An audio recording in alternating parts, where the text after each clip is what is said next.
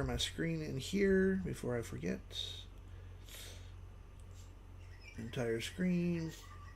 Share screen. And I'll still do that now when I get home. Updated with the timer. And there we go. Okay, cool. I am now live. Well, I'm live on YouTube anyways. Which also reminds me, I have to sign into YouTube so I can see and monitor freaking chats. Not that I hardly ever get anyone in there. Kitty, kitty. Yeah, they are cute cats. Let's see here. I also have grumpy cats, grumpy dogs. Let's see. I need to go to live chat. There we go. Yay. Okay. Let's do this live thing here on the old TikTok. Yep, everybody should be back and recovered. Yep, I'm back. Have a Run, good weekend. run away. Let's see here. AI generated and content. And click save. And we shall go live. There we go.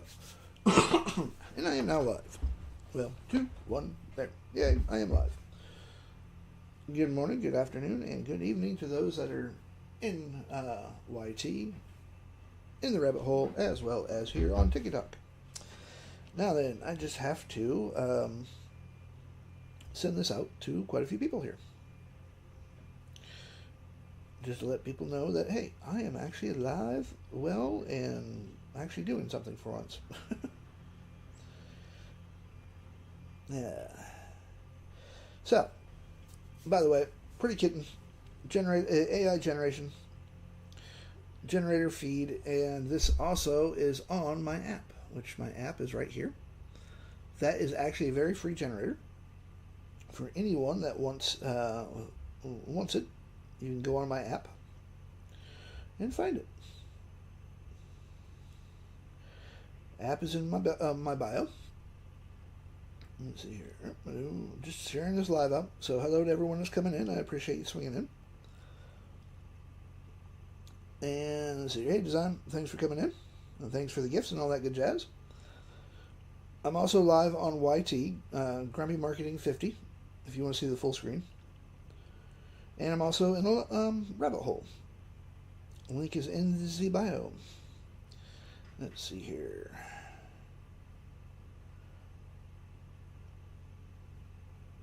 Hope everyone's weekend was good.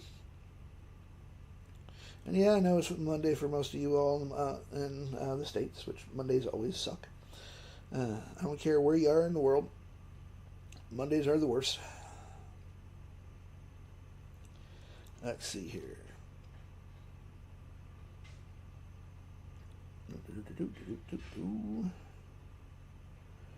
Hopefully I'm not double sending these, and if I am, I apologize. There we go. Yay. Okay.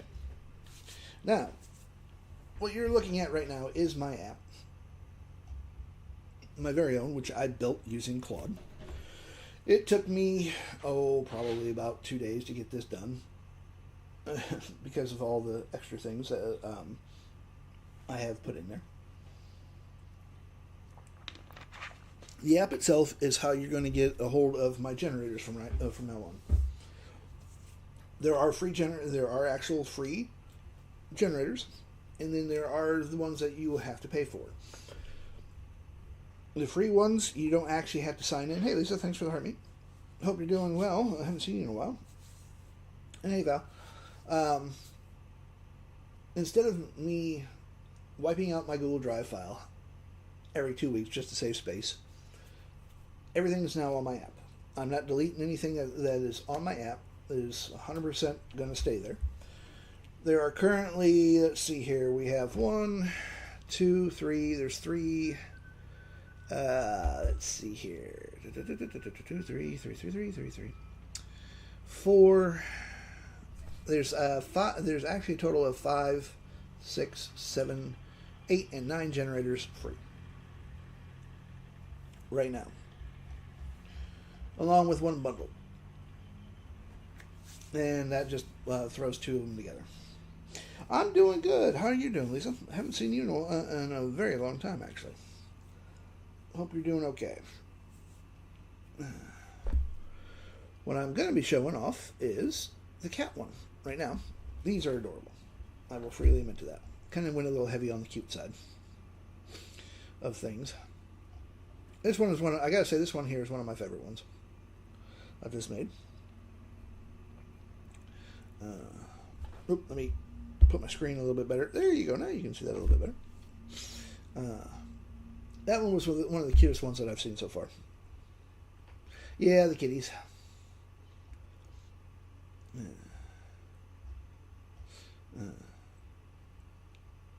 The orange cat one wasn't too bad.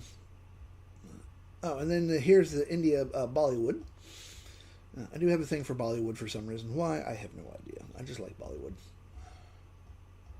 Oop, get rid of that. I thought that one had generated, but it did not. So we'll just delete that so we can... I don't get myself confused. And then this cute little chibi horror skeleton thing. I got bored the other day. That's my excuse. Same with the kittens.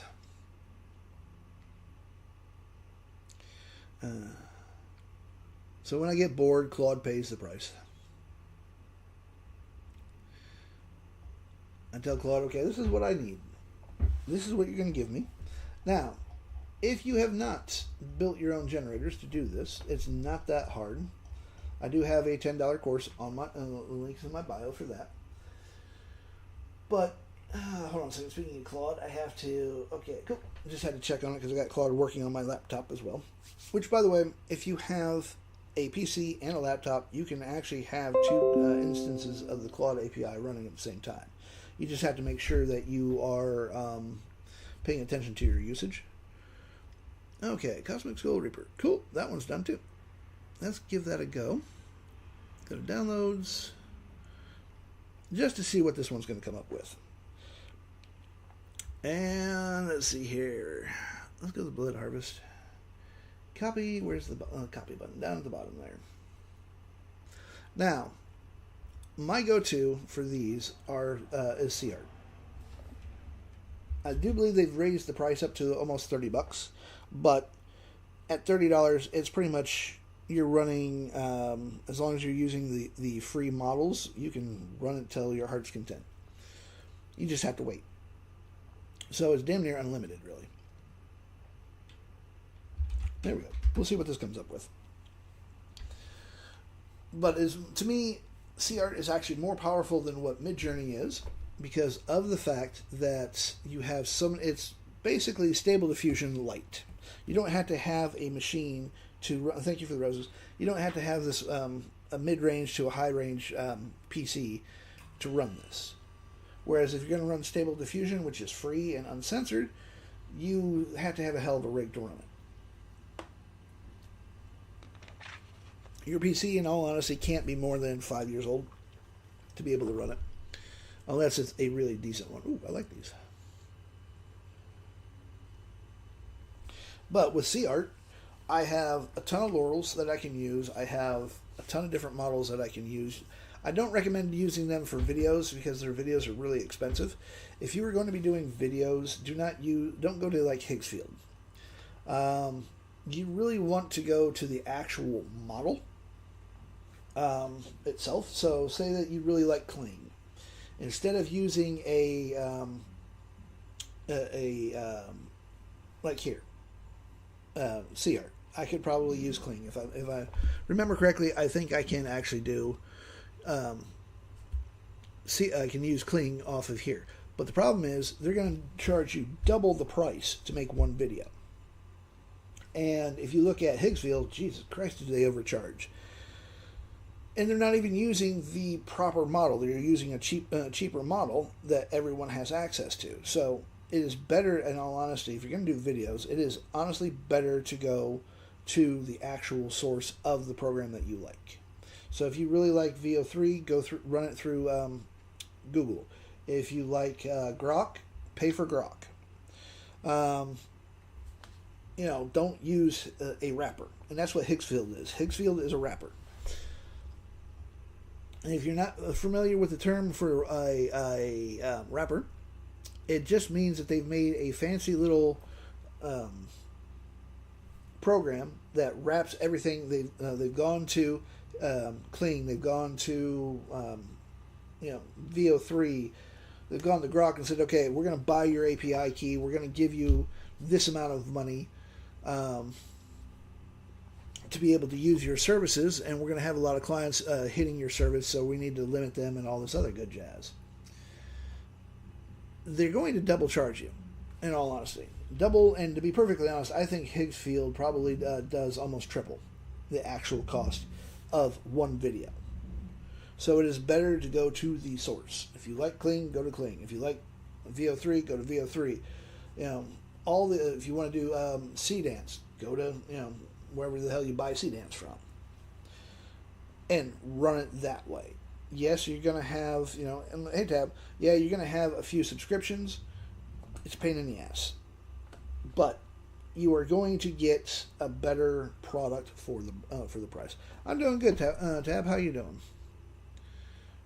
This, by the way, is also a new program of mine. This one here is called the AI Video Studio. What this does is this allows me to actually make videos that are fully narrated. I can do a 2-minute video all the way up to a couple of hours if I wanted to. It uses a combination of either Claude. Yeah, busy. I hope it's a good busy. This actually uses Claude's API. You can either use Claude's API, or you can go to say Gemini, have it write you a script, or go to ChatGPT, write a script for a movie that you want, put it into this program, and then it will fully narrate it for free. It uses some really great voices. You have several choices. I think there's like 20 voices, if I remember correctly, that you can choose from. You control the speed, and it's free. You're not paying for 11 Labs to narrate your video. And it renders pretty quick. As a matter of fact, let me grab, let's see, let's go to Drive. I'll show you my latest video real quick. Let's see here, I just gotta find it. I know I'll put it somewhere. And yeah, no, let's see here. It might be in here. Nope, that's the wrong one. And what the hell? Oh, that's definitely the wrong one. Hold on a second. I'm like, why is that one there? I know why that's there. Let's see here. I know that is weird as hell, because I put it here for that. Yep. Videos for a new app. That might be it. Nope. See, Google wants to hide things from you once in a while, and that's kind of irritating. Let's see here. Here it is. And I just literally made this last night. They look like little balls of fluff, don't they? Absolute bundles of pure innocence. With those giant, soul-searching eyes and that delicate, soft fur, it's impossible to imagine they are capable of anything other than naps and purrs. Pure, unadulterated sweetness. They seem to exist only to be admired, like tiny works of art. But don't let the big eyes fool you. Underneath that quiet, calm exterior lies the heart of a professional chaos agent. You see, when the lights go out or your back is turned, the shift begins. Isn't just sitting still, they are plotting the high-speed chase that will inevitably end in an October houseblend. That is the look of someone deciding exactly which curtain needs to be climbed first. It's a full-time job being this cute and this destructive. They are always scouting for their next target. And heaven help you when they decide to team up. Kittens are social creatures, and they love to collaborate on their little schemes. They aren't just stacking for photo, they are practicing their climbing skills, preparing for the day they finally reach the top of the kitchen counter. It's a coordinated effort to test the limits of your patience, and they know that even when they're wreaking havoc, one look from those precious faces makes it impossible to stay mad for long. So if you find your home suddenly turned upside down, just remember, you aren't just living with a pet. You're living with a tiny, furry mastermind. They will wake you up at 3:00 a.m., they will shred your favorite rug, and they will absolutely steal your heart in the process. And you'll know, without a doubt, that you'd do it all over again tomorrow. Do you think these kittens are more likely to be professional plant knockers or full-time curtain climbers? And there you go. That is a very short 1 minute 47-second video, fully narrated. And if I wanted to, I can literally have text running across it that actually keeps up with the speech. And Tab, the best thing about those cats, they're hyperallergenic, and you don't have to worry about them knocking anything over. This is literally part of one of my generators that actually makes those.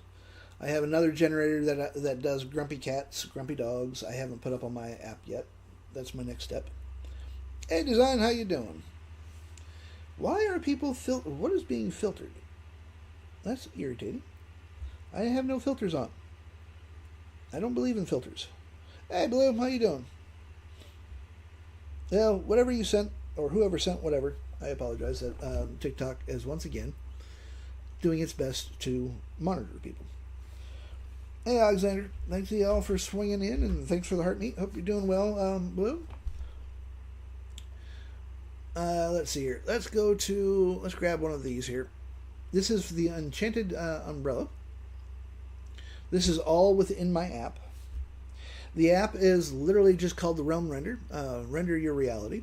The Realm Render is actually a secondary brand of mine that falls under the Grumpy Marketer. The Grumpy Marketer is my main brand.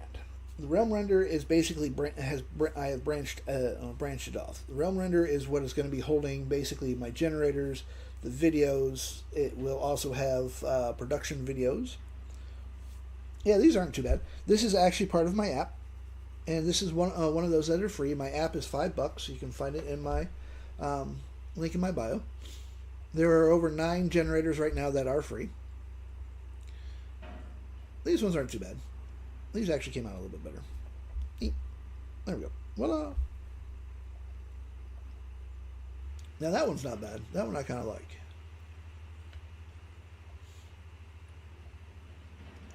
I may have to change this up just a little bit just to get rid of the hook off the umbrella and just have a straight one. Kind of like that one there. That just looks a little bit better. But these ones actually came out pretty decent. Now, unfortunately, let me show you one thing with sea art. As you can see, this is one of my favorite laurels, but it totally and utterly screwed the photo up. This does not look like an umbrella at all. So, once in a while, using a laurel does not give you what you really want. It will give you something completely weird and twisted. And the only way that you're going to find out is if you actually try it. Okay, you're being... And sea art will get a little dumb once in a while. So. Oh, I don't want to redo that. Oh, yeah. Thank you very much. All right, Tab. You have a good day, good night, as it may be.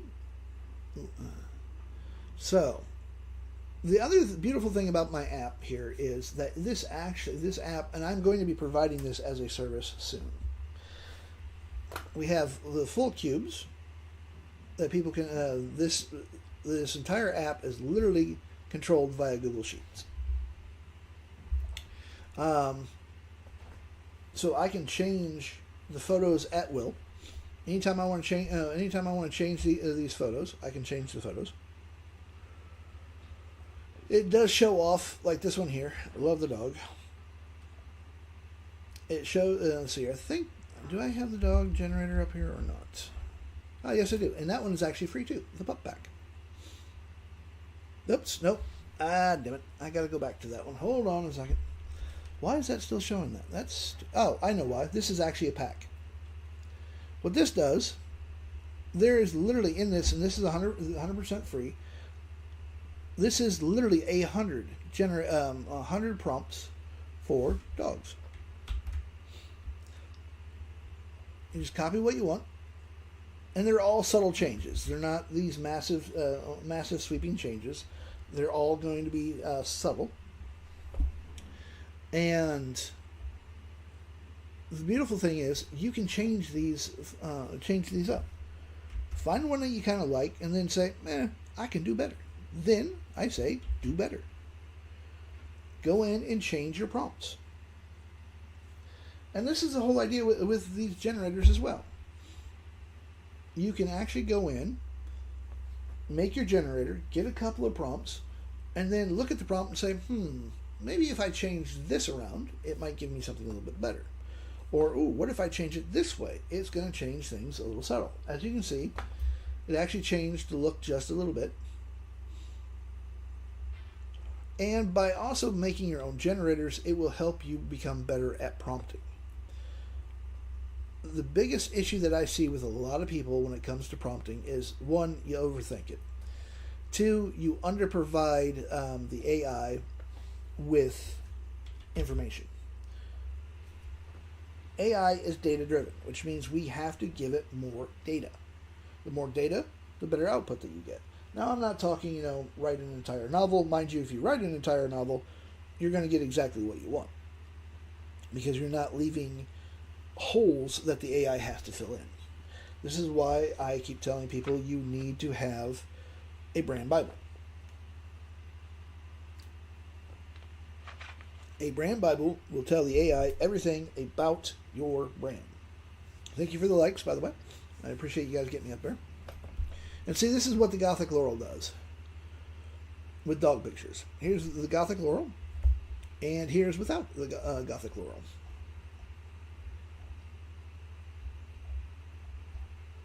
It just adds a little extra nuance to it sometimes, and sometimes it will actually add an entire Gothic twist to what you're building. And let's backtrack out of that. And so we also have Death Takes a Holiday, chibi-wise. Yeah, exactly. The closer that we get, the better. So if I want, like the cute cat, instead of just saying a cute cat, I want to go in with breed. I want to go in with fur color, eye position. If it's looking at me, what's it looking at? What's it doing? Kind of thing. So the more information that we give, the better that we get. Simple as that. By the way, there are a couple of models that I cannot show you on TikTok because it will get my ass kicked off. One of them here is the DJ Music. And let's see here, where was the other one? The Elemental Musician. Those ones will produce what TikTok considers spicy. It's not spicy, mind you, but it's enough that it will penalize me for it. But this app that I have built, as I said, I'm going to be doing this as a service soon. This actually protects your HTML generators. The biggest problem that we all have right now is, if I, as an example, the Celestial Wing, if I were to give you, say that you bought this for $20, and it produces something like, I'll show you what it produces. I'm going to pop that in there, both with the laurel and without the laurel.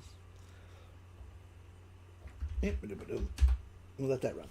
But what this does is, if I were to sell it to you without my app right now, I would have to sell you the actual generator, the actual code. And all the generators they're just HTML generators. If I come up here, right click, go to open with Notepad, boom. Oops, there goes my phone. That's the entire generator, folks. Bunch of HTML things. Now, if you know HTML, and you don't even have to know HTML, if you have this, you can actually change the entire thing. You can put your own branding on it. You can change up, say that there's a couple of options that you don't like, or you want to add options. You can go to any AI with that file that I've sold you and say, okay, I want to put my logo on this. I want to add a couple of features to it. And boom. You now have a generator that you could actually sell to somebody else as quote-unquote yours, even though you paid me $20 for it instead of paying me $50 to $60 for the white label. My app makes it so that you cannot do that. First, you need my app to be able to access this. And two, even if you press F12, it's not doing squat. It's not going to show you the coding. Whereas this here, if I press F12 on this one right now, I said press F12, it brings up the console. And you can literally find the elements, the whole thing. If you know where you're looking for and whatnot, you can actually find the entire code and make whatever changes that you want. The app, on the other hand, you can press F12 all day long and it's not going anywhere because of the way that I have these hosted. The app itself is 100% controlled via Google Sheet, so that if I want to add something, I can easily add it. If I want to delete them, I can delete it. And I have full access over people who, once people start using it, if they're just using it for free and they're being asses about it, I can bounce them out. This also has a community board that people can post onto. You have both buyer and public, buyer, and ignore the rabbit hole part. That was something that I had to get rid of a little bit later. That was a test run that I haven't gotten rid of. But people can literally leave messages. I have full control over if someone gets abusive because they forget they're adults.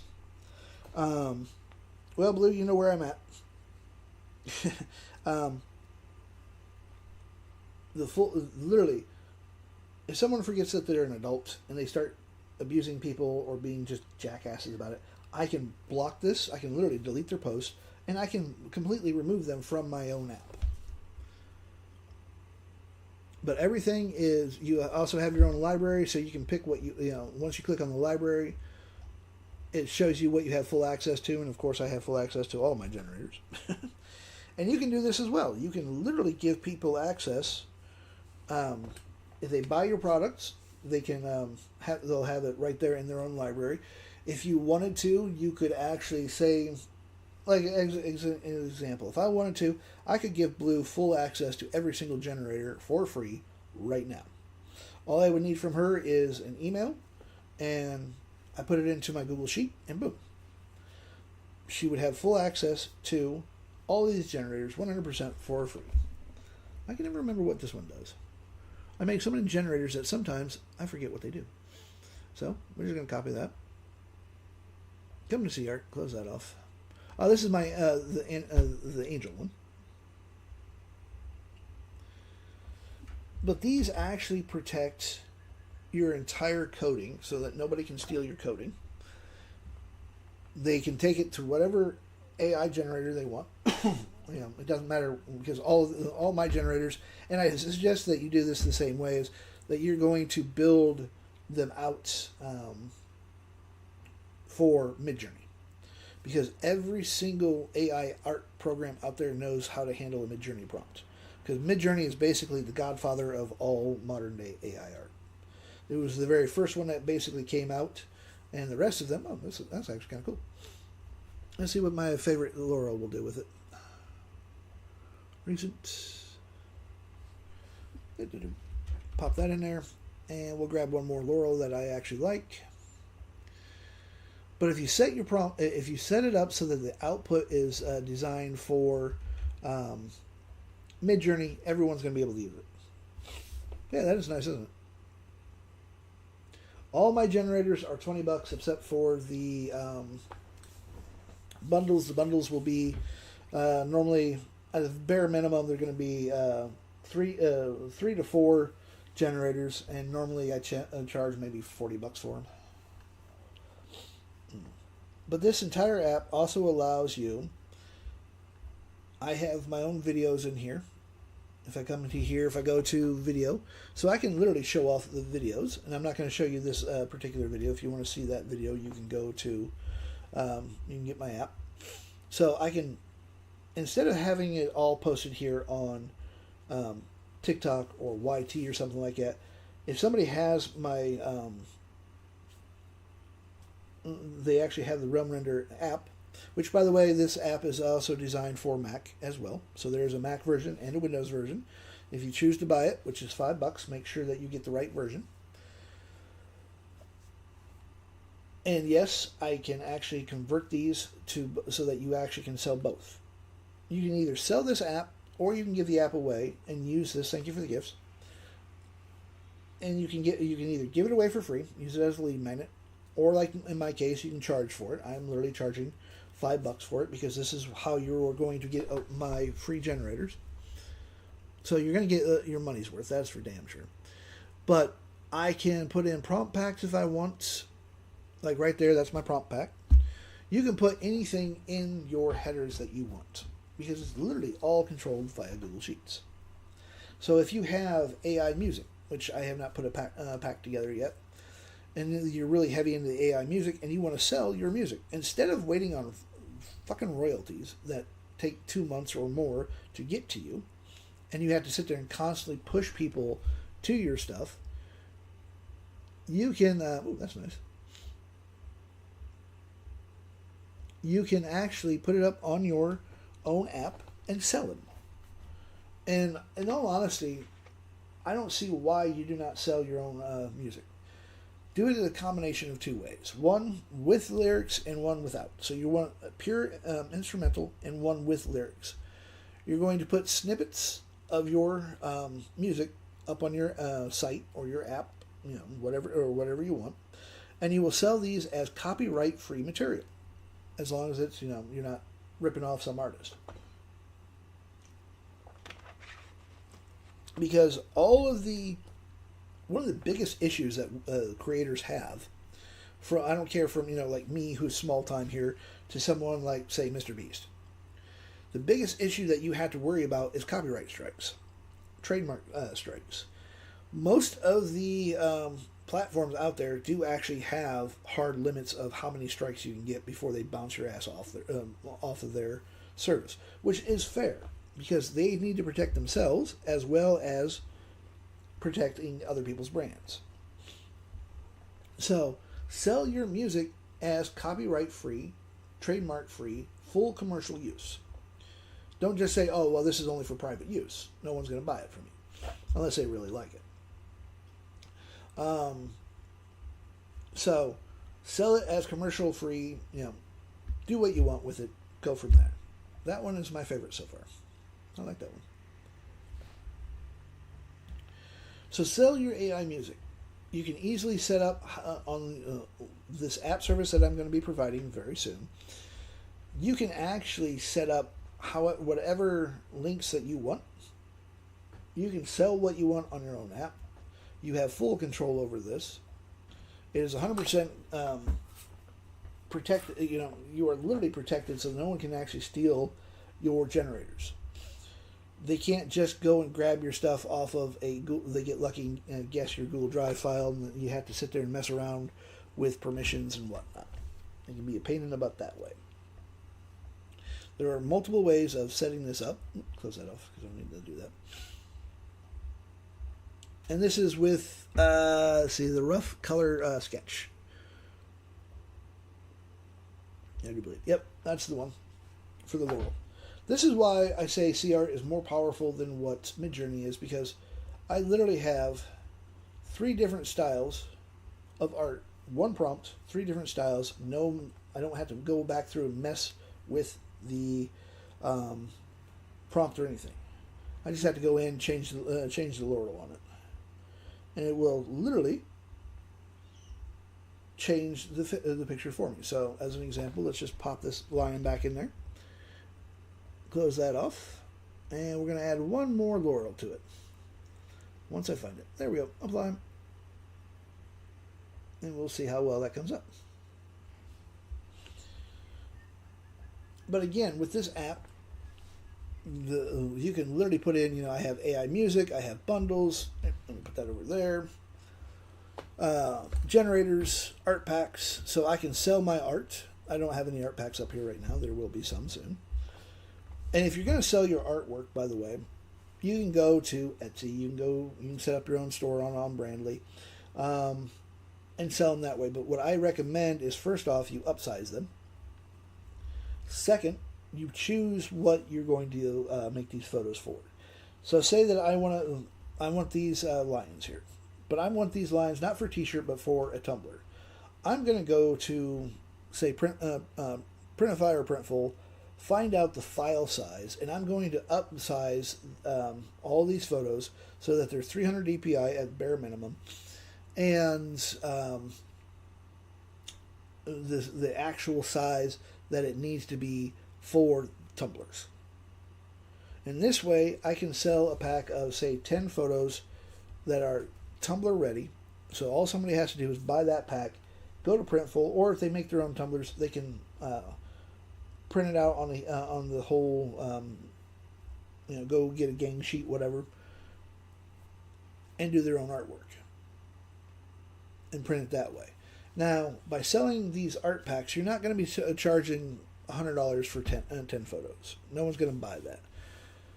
I honestly recommend you start off with, at bare minimum, 10 photos. 10 different photos.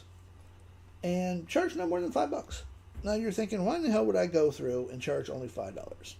The reasoning is because when you are dealing with print on demand, digital artwork, it becomes a volume game. It is not a pricing game. Because nobody, in all honesty, no one's going to spend $100 on a t-shirt unless they're fucking idiots. When you're doing print on demand, your margins are slim. You're looking at, I think the max that I've actually seen someone make off of a t-shirt alone was like $15. Now, if you are an established artist or something like that, you can probably get away with selling more. But again, there's a balancing act. Print on demand is more about volume than it is actual price. So for me, when I was doing print on demand, I was doing at max $10 per t-shirt is what I would be making. $10 was basically what I was making for everything except for like sticker packs. Sticker packs, you're making maybe $1 if you're lucky. But once everything is said and done, if you have someone buying, let's say this line, I decided to do a sticker pack. My profit on that sticker pack, let's say, is $1.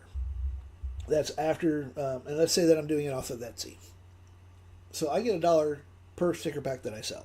And that's after Etsy takes out their 9% plus whatever the hell transaction fees it take. Because Etsy takes out a shit ton of money. But let's just say that I make $1 off of one sticker pack. Now you're thinking, well, that doesn't sound like a lot. Why the hell would I waste my time? But what happens if, let's just say I have 50 people buying a pack of stickers at, let's just say, $1.50. Etsy takes out 50 cents.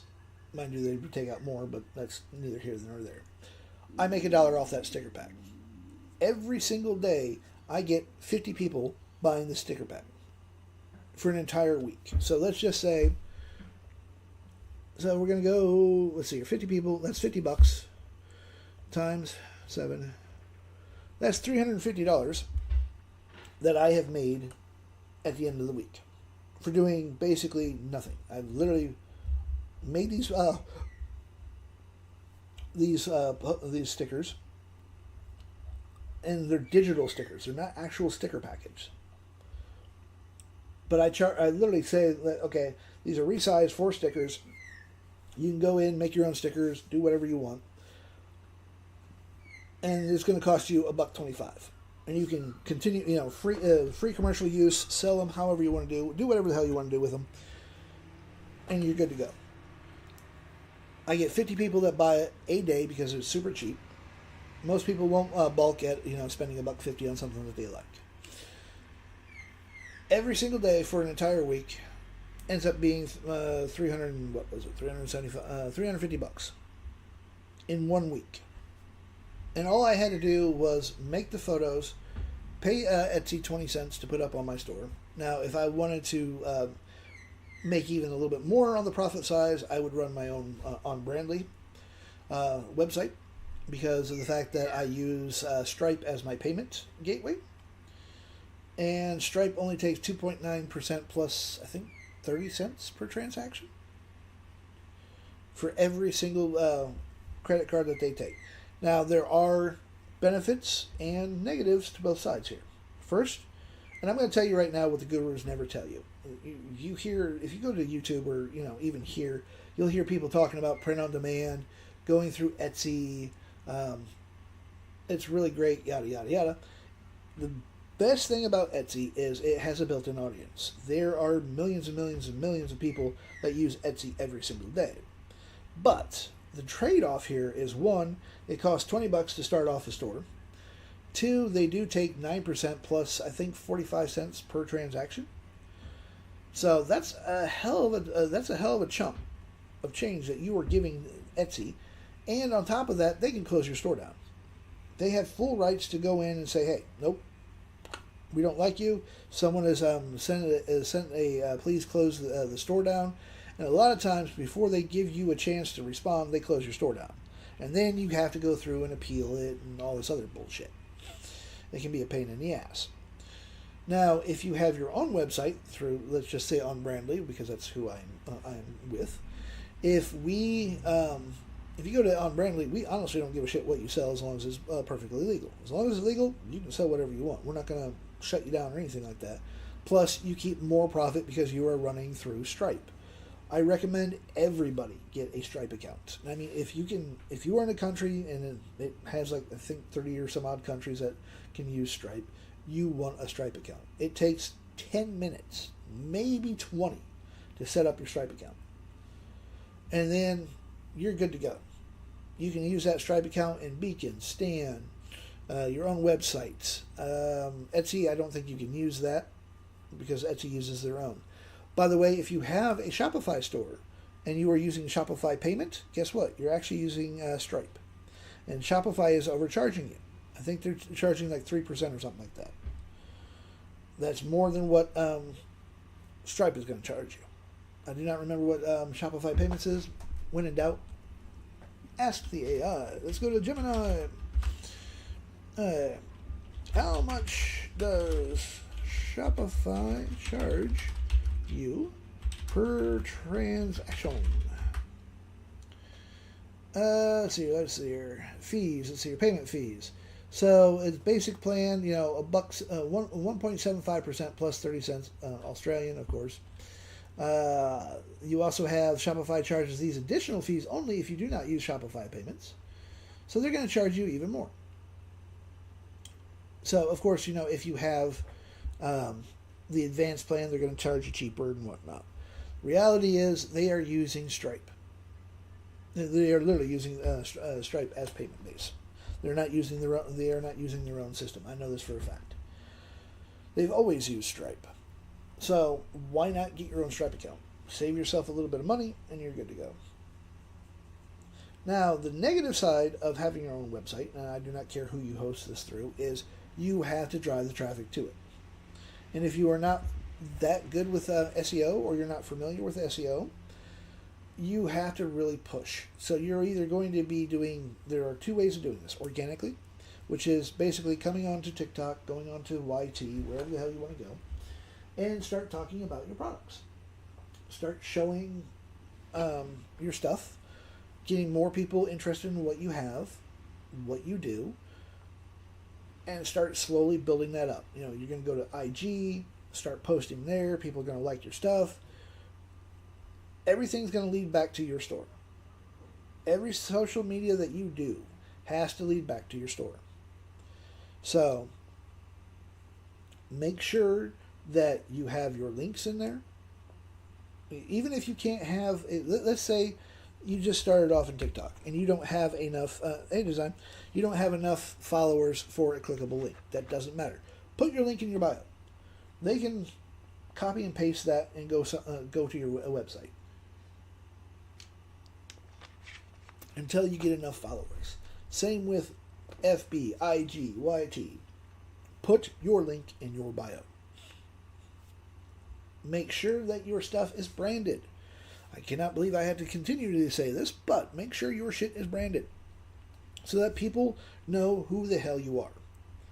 This is where the brand Bible comes in as well, because this way, when you are starting to write, have the AI write your post for you, because you don't know what to say, it will make it sound like exactly like you or your brand. But without a brand Bible, you're leaving too many holes. You're going to get what is considered AI slop. And it's going to sound mechanical, and everyone's going to know that it was AI written. But You use a brand Bible. It tells the AI everything about your brand, from your brand colors to your voice to who your target market is and all their needs. And it's going to be able to write better copy for you. If you do not know how to write a brand Bible or what a brand Bible is, go to my store, go all the way to the bottom, and I do believe it's like the third or fourth product from the bottom. It is a free ebook and free audiobook telling you exactly how to make a brand Bible and why you need one. Without a brand Bible, it's just going to get mechanical sounding crap. Simple as that. Let's see here. Let's go back to my library. Let's see here. What one? There was another one I was going to do. Oh yeah, I wanted to do the kitty cat one. Oh, that was the cat we were already doing. So let's do the fox. Pop that one in there. So, if I was going to sell these photos as, again, print on demand for posters, whatever, I'm going to resize them. I'm going to decide exactly what I'm going to sell these for. I will resize them properly, 300 dpi to 400 dpi, proper sizing for Printify, Printful, because of the fact that those are pretty much standard that everyone's using. When you're doing print on demand, the standard is 300 dpi, so I say jack your dpi up to about 400. Oh, there we go. That one got a little furry, but that's okay. That's actually kind of cool. Pop that off. Let's just put that in there again. There we go. Now, again, what I would suggest when you were branding things, you're going to have your link in bio, which, by the way, if you want my app, it is the very first link in my bio, the very first product in my store. Make sure that you either get the Apple version or the PC version, because yes, it has both of them. And when I build these for you, this app, by the way, I will show you again. This is what your app's going to. Your app will have your brand coloring on it. Let's go to all. It will literally have your entire list of products that you have. You can do it however you want. When we go to menu, let's see, go to generators. There's also the cubes that will show up. They have their favorite. People have their favorites so that they can literally bookmark however they want. If they like it or not, they can. There's a little heart up here. They can do that, as you can see. And if I go to favorites, it will mark my favorites for me, so that I can come back to it. John, you can tell people to follow, but that comes off kind of desperate. So what I honestly suggest is do what I'm doing. Just sit there and talk. Right now there's a whole 4 people here. My views flex anywhere between 150 to 4 people, and I don't care. I don't worry about who's viewing me. But by telling people, oh, hey, you can can you follow me? I personally don't do that because to me it sounds a little bit on the desperate side. But you can, and you're going to slip it in. Do it kind of subtle. Here we go. Your app, by the way, as you can see, has the cube as well. All 12 photos. I had to remember how many freaking photos there were on the cube. Isn't that sad? Brain has not woke up yet. You can change the cube. You can change the photos on the daily if you want. People can sit there and fiddle around with them. But when it comes to selling, when it comes to getting people to follow you, you want to do it subtly. You don't want to just sit there and say, hey, follow me, follow me, follow me, follow me. It's a desperate ploy, in all honesty. So I did not recommend doing that. I would still go in there, do your thing, whatever your thing happens to be, and let people actually follow you. Don't go into someone else's room and say, oh, hey, follow me. Join me, follow me on somebody else's live. The best way to start getting traction, by the way, is going into groups. Go into wherever you want. Go into like Reddit. Join a few forums there. Start talking to people, but don't just sit there and say, hey. As soon as you go into a group or you come in here on TikTok and say, oh, hey, I had this great product. No one cares. Nobody knows you. So what you're going to do is you're literally going to go into these groups and you're going to start giving actual helpful tips to people. You're not even going to mention anything for about a month that hey, I have this course that you can buy. Or, hey, I have this amazing AI art generator like what I have. I have some amazing generators. I'm not even going to mention my generators. I'm just going to go in and say, hey, did you know if you do this, you can get better results? And I'm going, hold on one second, folks. I just need to cover this up for a second.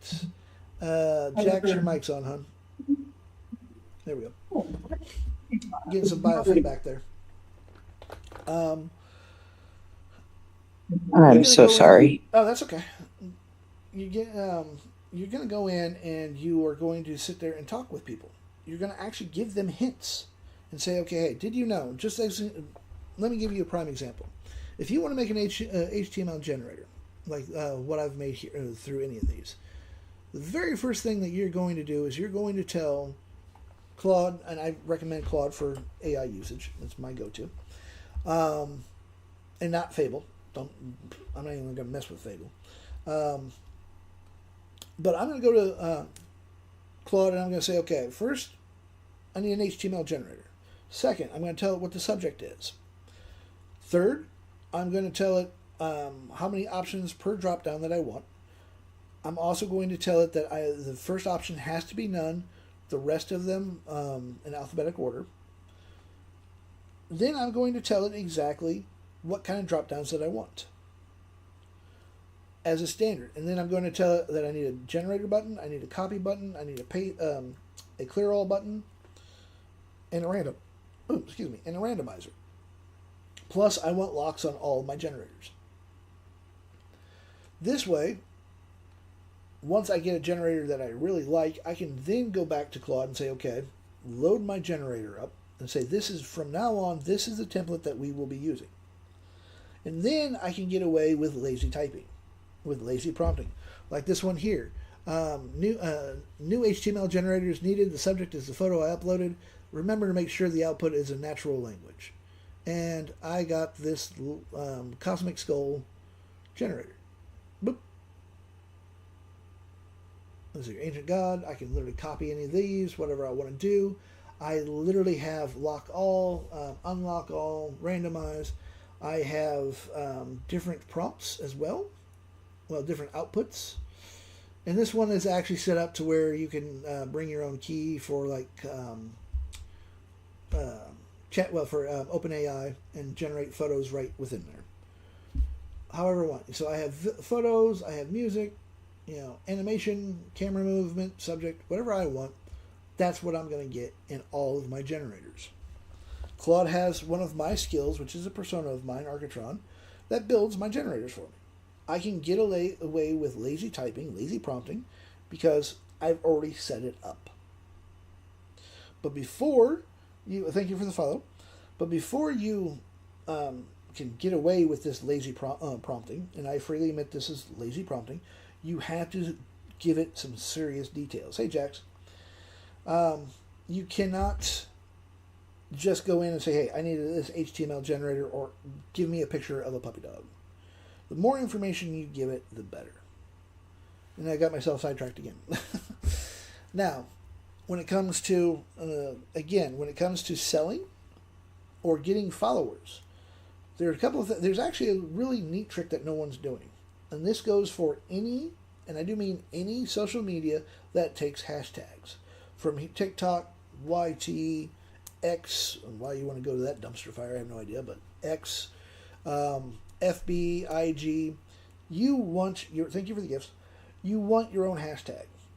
If you, once I start posting again, I've been down a deep rabbit hole, all of my posts, you will see the Grumpy Marketer. That's the very first and or last post that you will see. You may even see the Realm Render. Now, for a while, no one's going to know what the fuck the Realm Render is. And that's perfectly okay. Nobody's going to be using the Realm Render hashtag. But once I get off my lazy ass and continue to start posting more, then people will notice that hashtag. And they're going to say, okay, what the hell is this weird Grumpy Marketer or weird realm render hashtag. They're going to click on that hashtag. It's going to lead them right back to all of my posts. My posts are then going to lead to my link in bio. My link in bio is going to lead to my store, where you can buy my app or you can buy my programs. Everything is going to link back to my store. And you need to do the same thing. Even if you don't have a store, say that you're just starting off and you don't have a store, you don't have beacons, you don't have on Brandly, you don't even have Squat yet, you just have a vague idea of a store that you want to do. Start posting. Find some random stuff that you like and start posting it. Start talking to people about it. I don't care if it's a hobby. Say that you're a cosplayer. Start teaching people how to make their own costumes. Show the process. Show the fuck-ups. Don't just show the end result. Show the fuck-ups. Because it makes you more approachable when you are sitting there trying to put something together and it completely collapses on you. And you get frustrated, you scream, holler, throw something across the room, whatever. It makes you, make sure, of course, if you're throwing something that no one's in range. It makes you approachable. So people can understand, well, shit, this person just using cosplay, this person makes some really amazing costumes. I would love to be able to do that, but, I'm not that good. Then all of a sudden you show yourself throwing a screwdriver through the wall. Because in a fit of rage, because you just can't get that one screw in.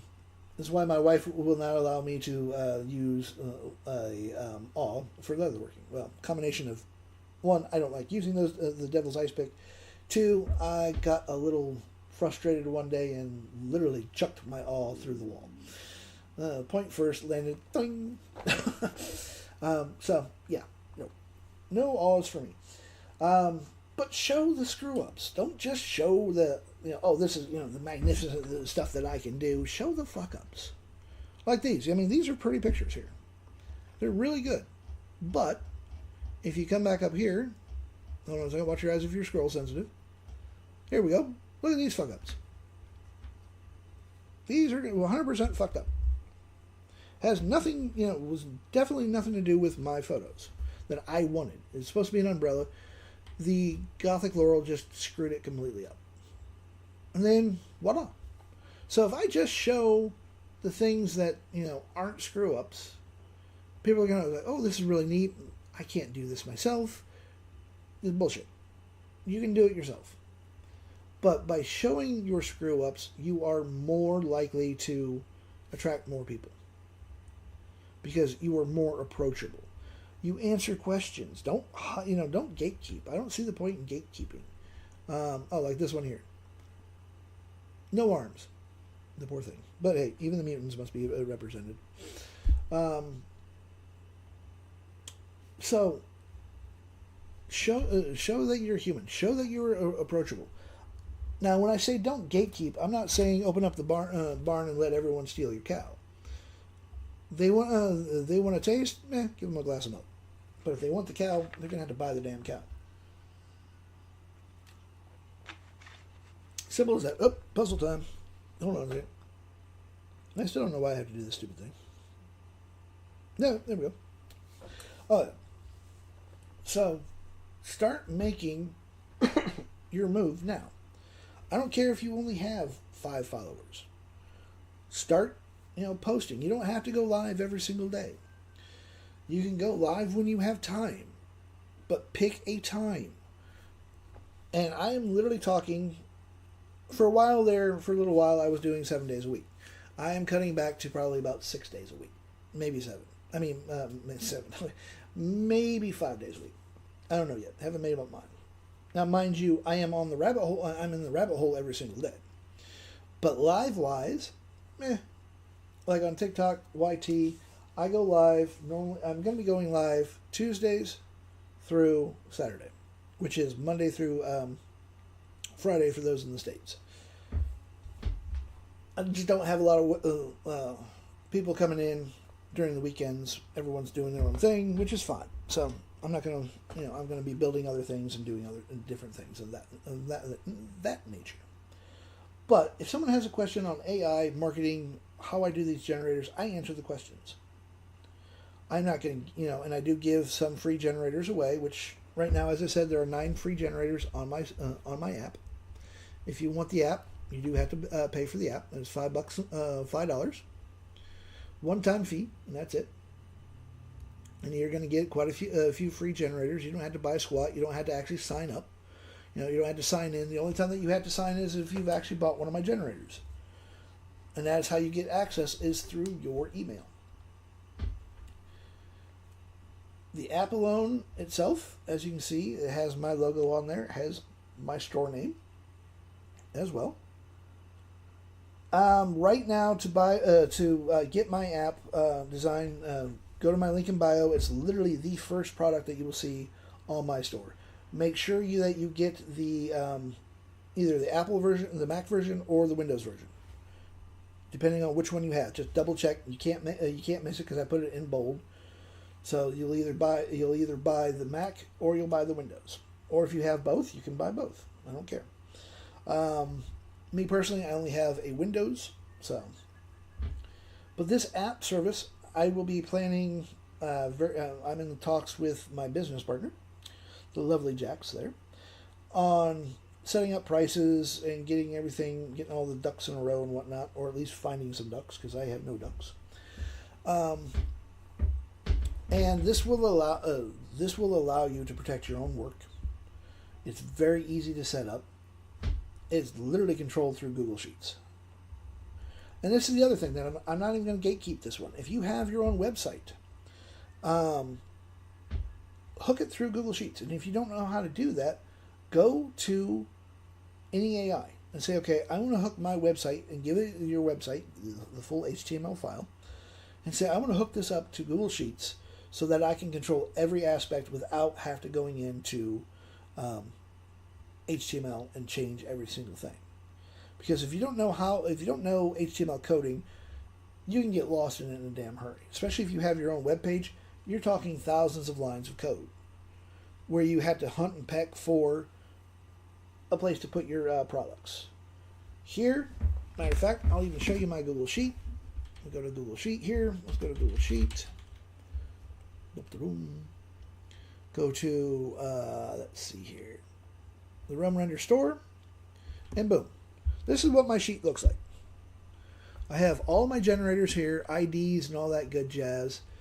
One image, the generator's actual URL where I have it hidden, tags, features, access, pictures. I have messages so that I can literally delete any of these messages that I want, and no one can find it. I can add bundles, access of who actually has access to it. And here's my settings. Now, if I want to wipe out this cube, let's just show you. Let me just grab this cube here. Control C. Wipe that out. Come back to here, and if I remember correctly, I think I have to close the app out. Let me see. This is for this to actually make changes. Yes, I do. Hold on one second. Let me just close that out. Come back to here. Let's go to... Oh, yeah. Keep clicking the wrong thing. Click that. Go to New. Find my Realm Render app, and we'll fire it back off. And where is the exe? There it is. Voila. And it does take a few minutes for it to catch up. And, of course, it's going to do that. Where did my cube get to? It likes hiding things because I'm on live. Here we go. And we'll just find which one is missing. Because one of these should be missing. And, of course, it has not caught itself up. That's kind of irritating when it does that. And it's doing this, folks, because I'm on live. But these are actually 100%, unless I forgot to... Oh, that's why. But there we go. Move out of that. And save to drive. Okay, that's why I did that. Get rid of that. Open this back up again. Google can be a little slow loading sometimes. There we go. See? One photo is missing. Right there. So I can literally add that photo back in there, or I can change these photos however I want. Now, one thing that I have found, and this is solely because of Mac, Apple tends to like protecting its people way too damn much. So what you actually have to do is you have to host these on an open source like Imager. That way, and you just keep it as private. No one, you don't have to worry about the boards over there or anything like that. But you will host your photos on Imager. And this way, your Mac users will actually see the photos, as well as the Windows. But if I were to run this through, and we've done some serious testing on this, if I just run the photos through my Google Drive, Apple will block it every single damn time. They do not like Google. So they will block it, so that people cannot, you're literally, all they're going to see is this weird looking cube there. But if I come in here, put that back in where it belongs, give it a second, close the website, close that off, boot it back up, give it a second or two for it to load, and voila, my photo is back. As you can see, every single photo is back. This gives people things to play with. They can change it however they want. You can change your view. This will come with your own brand coloring, your logo, the works. Your own social media as well. And don't just rely on one platform. Make sure that you are on at least 2 different platforms. There you go. Oh, someone actually jumped in. I wasn't paying attention to. Now, see, I am on YT.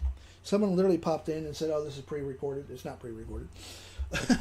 I just wasn't paying attention to YT. That can be a little bit of a pain in the butt. Now, CArt is I don't even know. Not re-recorded.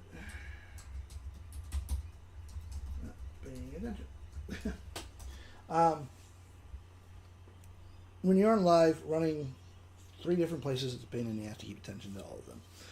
Now, as I was saying, these programs here will protect everything. And as you can see right now, seeing how I'm not signed in, I do not have access to this. It will literally lead them to my sales page. So if you have not bought this, my sales page literally has cubes on it, so that the cubes, so that you can actually see what's generated.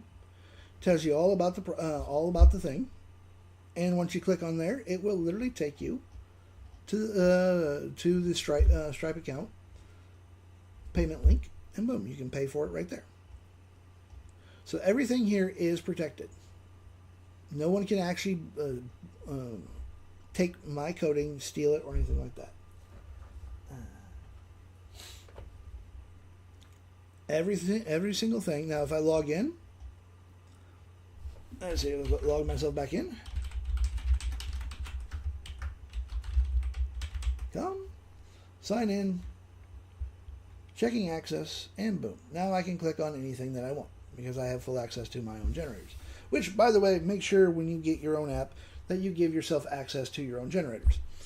Otherwise, it will annoy the shit out of you when you forget to give yourself permission to use your own shit. And as you can see, it opens up automatically. Let's see, let's just go do that one there. We're going to copy that. We're going to go back to CArt. And let's see here. Where's CArt? There's CArt. Right in front of me. Pop this in there. And we'll get a cute little chibi of Death Taking a Holiday. I got bored. That's my only excuse. Get off it. So, we have multiple options to protect our products. There's no sense in just selling the generator and allowing people to steal it. There we go. Death Takes a Holiday.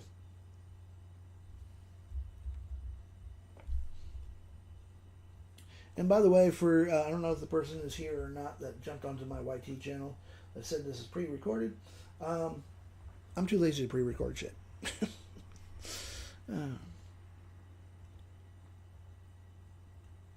As I said, I got bored. Okay? Sometimes I do get bored very easily. So we have these lovely little cats. We have an angel generator. What else? Oh yeah, the prompt pact. Which, by the way, if you really want to start selling things, folks, I put a prompt back together. 10 prompts. Run the photos through whatever AI program that you want to use. Run the photos. Put the prompt right next to the photo. Give the prompt pack away. Or charge no more than $2 for the prompt pack. Now, why am I telling you to give shit away? I'm only telling you to give small things away. Because everyone likes free or nearly free shit. Design, it is Grumpy Marketing 50. That is my YT. That way you can see the full screen. I will get TikTok Studios whole PC thing set up one of these days. I still have to do. I still have to get a few things set up on that one. But it is literally Grumpy Marketing 50, and I am semi paying attention, semi not to that because I have it running on my laptop. But when it comes to selling this stuff, what you're going to do is you're literally going to give away a couple of free packs, prompt packs. Maybe you want to give away a free generator because, like with my app, as an example, there are currently 9 free HTML generators that you can go and make photos of your own. Use them however you want and do what you want with them. Everything that I give out, I do commercial free. I don't just say, oh, it's only private. No. One, you can't actually stop somebody from selling pictures that they've made. Even though it's your stuff, you cannot actually stop them from selling it unless you get into a lawyer, you trademark your shit, you copyright your stuff, ton of money, ton of time, and okay, say that I have all of my generators. Let's just throw it out there. Let's say that all of my generators are 100% copyrighted protected. I've gone in, I've spent hundreds of thousands of dollars to protect to get a copyright on them. The copyright one is only good for Australia. If I want a copyright in the United States, I got to go to the United States, get a lawyer. Thank you for the gifts. Got to go get a lawyer in the United States, apply for a patent, apply for trademark, all that good stuff in the United States. But what about the UK, you say? Well, I got to go to the UK now and get a copyright protection on all of my products. Every single country that you want to protect your shit in, you have to go in and get a copyright. There are no universal copyright laws, unfortunately. So that's a lot of money right there. 2, okay, someone is selling, say someone actually, early on, I used to sell the entire generator, code and all. So someone is selling my generator as their own, and I know for a fact that it is mine. Say that they were selling it on Etsy. All I can do is go to Etsy and say, hey, this person is ripping me off. They're selling my stuff. Here is my trademark. Here's all this stuff. Bring their store down. So Etsy closes their store down. Let's say they're making $100,000 a year off of your stuff. Or not even $100,000. Let's just say that they've made a whole $200 off of your stuff. Are you really going to call your lawyer who's going to charge you more than likely $300 an hour and say, hey, we're going to sue this person for the profits that they made off of my products? First off, the asshole that is selling your products doesn't have the money. So if you sue them, they're going to laugh at you, declare bankruptcy, and walk away. 2, it's going to cost you more money than it is actually worth to go in with a trademark. Unless you have, a superstar behind you or you are a superstar, then yeah, you're going to go after the assholes that are trying to make money off of you. But you still aren't going to make the money. It's simple as that. So stop worrying about, someone's stealing my stuff. Take it as a compliment. It means you actually have something worth stealing in the first damn place. If no one is borrowing your quote unquote borrowing your ideas, means you aren't doing something right, folks. So give out some of your stuff for free. Not every damn thing, but these are called lead magnets. You give out a few generators, a few prompt packs. People will actually say, oh, hey, what else do they have? They're going to go through and they're going to cruise through your stuff. You're not going to be pushing your stuff on them. You are literally going to be just sitting here posting on, whatever social media you're on. You're going to be posting your stuff there. People will come back and they will actually start looking at your stuff more, and they're going to go, "Oh, hey, I really like that. I think I will go back and I will buy that," and let them buy it. You don't have to push your stuff and constantly scream buy, buy, buy, buy, buy, buy, buy. Everyone here on TikTok knows the course seller. Damn near every person that has a course here, what do? They sit there and they constantly screaming, buy this course. They're constantly saying, oh, don't you want to make money? Don't you want to quit your 9 to 5? Well, no shit, Sherlock. Everyone wants to make more money. Everyone wants to be their own boss until they have to be their own boss. Then everyone shuts you out because they're like, oh, great, someone else selling yet another damn course. Stop with the whole don't you want to make more money bullshit. Everyone wants to make more money. That pain point is a dead horse. It has been beaten so much that Elmer's glue has already turned it into paste, and some kindergartner is currently eating said pain point. While some adult is saying, "Oh, my child's going to go far," and yet he's eating Elmer's glue. Sorry. Stop with the whole pain. With the whole, oh, it's you're going to make more money doing what I'm telling you to do. No. There are better pain points to hit. First off, the best pain point in this world to hit is time. But you're not going to sit there and poke that time pain point every single damn day. You're going to mix and match your pain points. You are literally going to yell at C-Art, because C-Art is hanging. It likes to do that once in a while, especially when I'm on live. You're going to mix and match your pain points. This is also where your brand Bible comes in. It's going to tell you your target market's pain points. But one of the best universal pain points out there is time. How does your product get... Jesus Christ. I wasn't even paying... What the duck? Okay. Yeah. That's weird. Yeah. Oh well. See, this is what happens. I don't even pay attention. I don't even pay attention to my own chat sometimes, and I got it right in front of me. The pain point of time. How is your product going to save people time? How is it going to give people your time back? Ah, there we go. That's better. See, these will make good wall art. Put a little bit of text on it if I want to, some kind of motivational speak, whatever, or just sell it as is. These are pretty. But how is your product going to save people time? Like my generators. How is it going to save time? Well, have you ever tried to make a generator?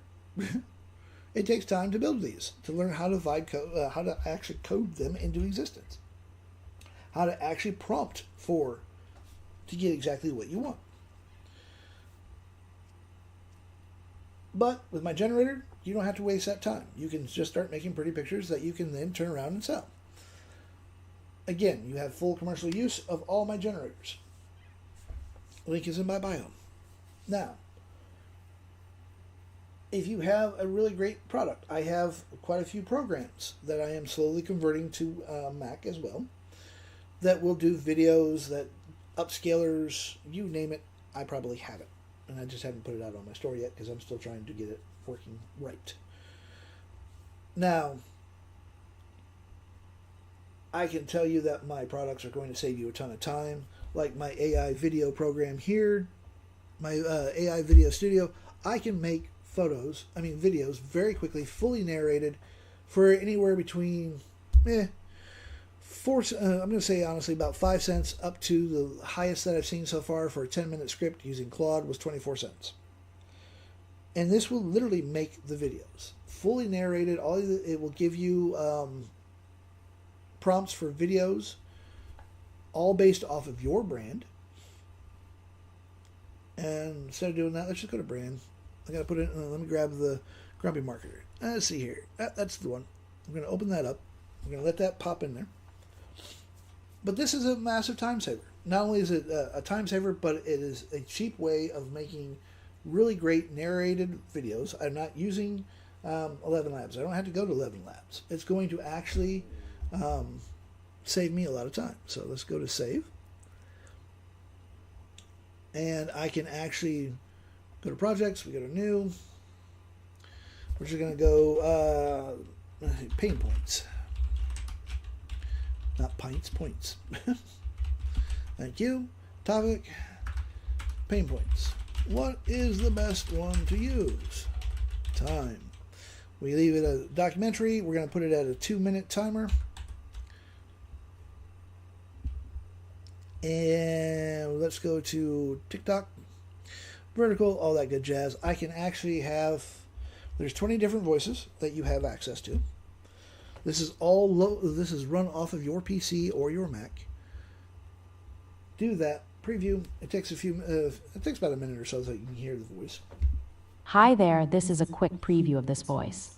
I can speed it up. Hit the preview again. Hi there, this is a quick preview of the voice. Almost sounds like a freaking chipmunk. Or I can slow her right down.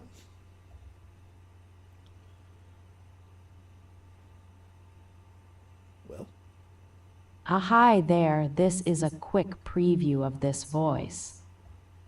So I can literally set it however I want it.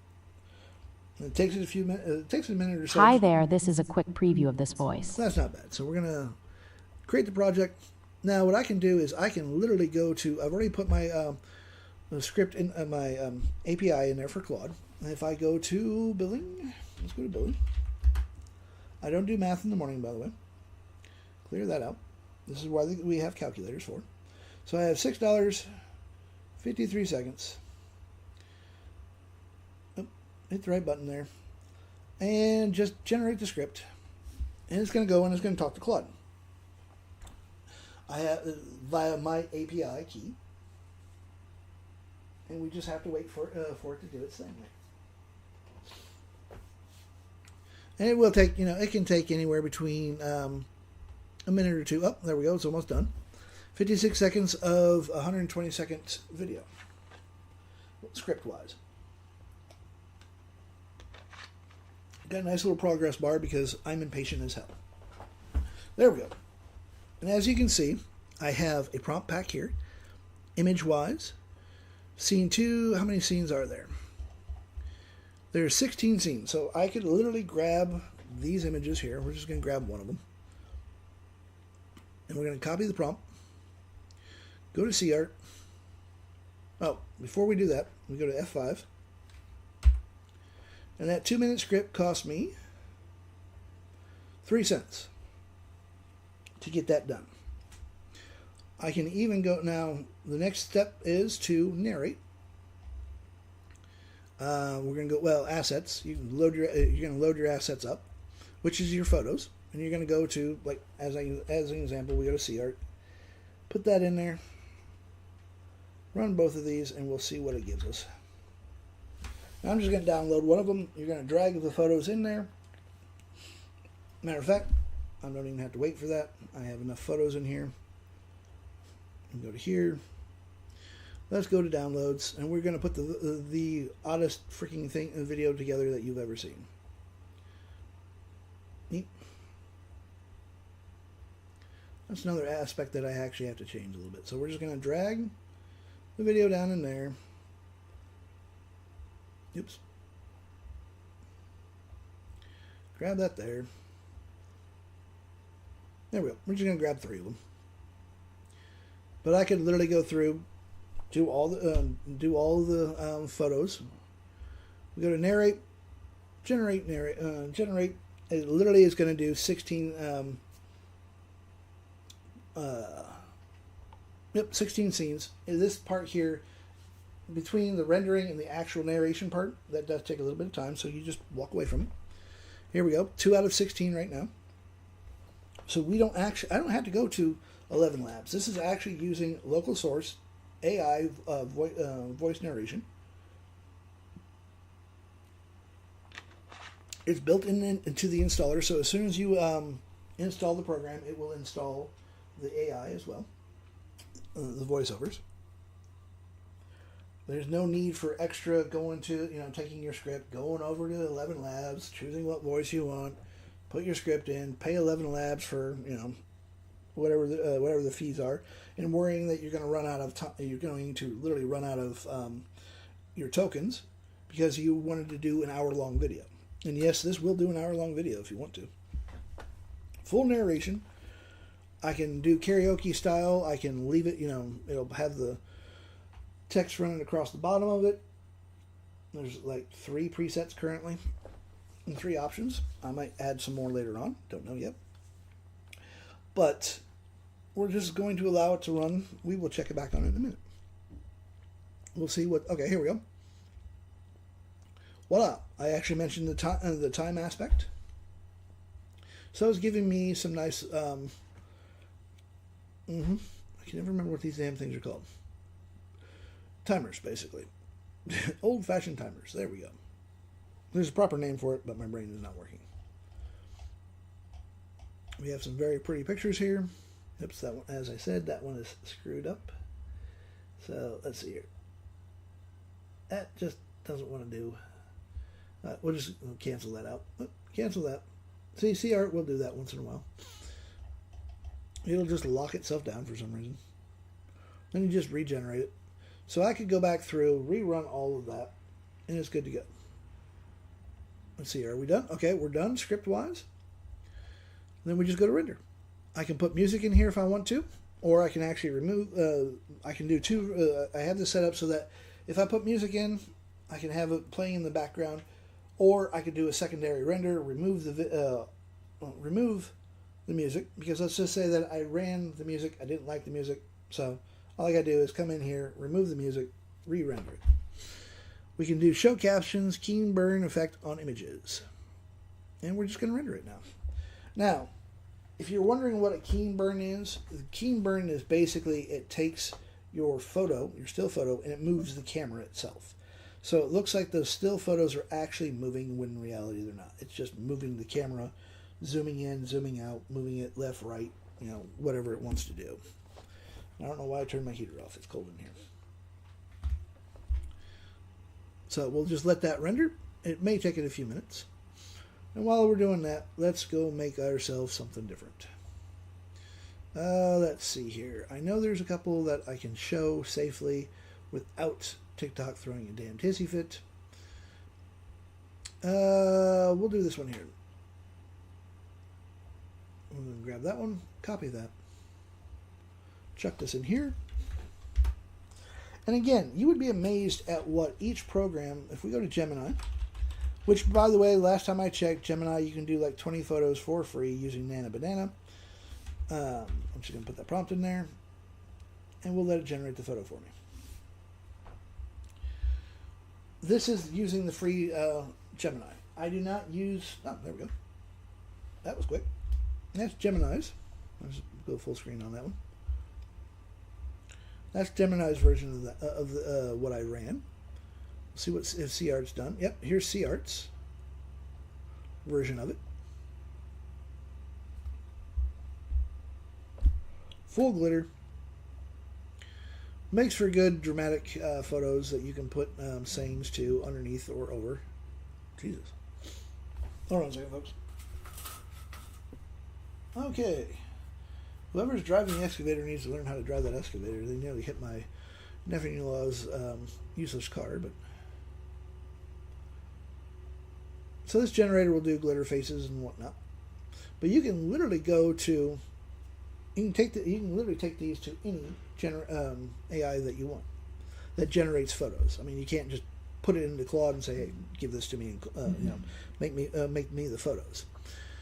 Claude, unfortunately, and OpenAI actually, I'm not OpenAI, sorry, Anthropic actually has stated quite a few times that they will not do photos because there's a lot of competition in there, and they don't want to waste their time, energy, and money doing photos. Let the other ones play in the video in the photo arena. Only time that I use Gemini, by the way, I use it for 2 reasons. One, for the photos, especially if I have to have text in my photos. I'm going to use Gemini for that. Oh, here we go. Our video is done. So all I got to do is remember where the hell I put the video. There we go. Let's go to here. Go to D. Affiliates. Let's see here. Nope. AI Studio. AI Studio there. We go to here. Here. Projects. Pain points. Outputs. And one video. As I said, ignore the pictures. Every business talks about pain points: money, trust, convenience, but there's one pain point that trumps them all. Time. It's the one resource nobody can buy more of, no matter how rich they are. Studies show people will pay more to save minutes than they will to save dollars. Think about it: fast food, express shipping, skip the line apps. They all sell one thing: time back. That's why save time beats save money in almost every ad that converts. Because deep down, we're not afraid of losing cash. We're afraid of losing moments we can never get back. So if you're building a business, a product, or a pitch, ask yourself, how much time am I giving people back? Because in the end, the best pain point to solve isn't about money at all. It's about giving people their life back. Think about the last app or service you fell in love with. Chances are it didn't just save you money, it saved you time. Uber didn't win because it was cheaper than a taxi. It won because you didn't have to stand on a curb wondering if one would ever come. Amazon didn't win because everything was the cheapest. It won because you didn't have to drive to 5 stores looking for one thing. Every great business in history has quietly answered the same question: how do I hand people back their most limited resource? Not their money, their mornings, their evenings, their Saturdays with their kids. Because you can always make more money, but you can never make more time. So the next time you're chasing the perfect pain point to solve, stop asking what people want to spend less of. Start asking what they wish they had more of, because time isn't just money. Okay, explain that one. I didn't know TikTok actually had auctions. If so, that's a new feature. That's kind of cool. Time is everything. There we go. That literally cost me, what did I say, 4 cents? What was the billing? Yeah, sorry, take it back. That cost me 3 cents. That video cost me a whole 3 cents, and just a little bit of time to build. Using literally using my newest program, which is perfect for, if let's say that you have a YT channel that does stories. Instead of going to 11 Labs trying to get that, getting it to do all that, you're very limited on your credits. This will do half hour, however long you want to do it, it'll do it. You can go to Gemini, have it write you a script. You can actually use your own OpenAI, not OpenAI, your Anthropic key. Hey Jordan, again, I've run a 10-minute script just to see what the cost was. The cost was like 23 cents. It literally gave me the prompts for the video, for the photos that I could add to the program. I choose whatever voice I want, and boom, let it render, and you're ready to go. This will be for both Windows and Mac very soon. Right now, it is only for Windows. I have a couple minor tweaks before I sell it. Hey, Serenity, how you doing? So, but yeah, Kay, what is this about the TikTok live auctions? I didn't know you could do a live auction on TikTok. Kind of a cool idea, though. If you could get away with it, that's kind of cool. I'm not doing the whole community gift thing. I'm too lazy to do that, Kay. You know that. I'm lazy. I'm grumpy. Kay, now I seriously doubt that one. It will be an interesting aspect. I will have to look into that. Thank you for pointing me towards the whole TikTok auction. That's kind of an interesting idea. I'm going to have to do some research into that one. It'll probably be, of course, for those only in the States, like the TikTok shop. I cannot have a TikTok shop. But no one's putting Amazon out of business. Thank you for the gifts, Serenity. Not one damn person is going to put Amazon out of business. It is way too big to stomp them into the ground. It would be nice, mind you, but it's not going to happen. But, thank you for the heart thing there, the puzzle thing. I appreciate that. But the TikTok auction, now that has some potential, because it's one thing that I have actually that I've always said as well. You can actually make a pop-up store here in TikTok. Go live. Start selling a few products that you have on Printify. As an example, you don't need a website. You don't need to do Etsy or anything like that. Just tell them, hey, this great, amazing t-shirt picture here is on a t-shirt. If you want to know more, link is in my bio. Link it to your Printify store, and boom, you have a pop-up. You can put some scarcity to it as well. Scarcity will actually sell products pretty decently. The other thing that I will also comment on is stop worrying about the whole, a product has to solve a problem bullshit. People always say your product should solve some kind of problem. 100% lazy fucking marketing.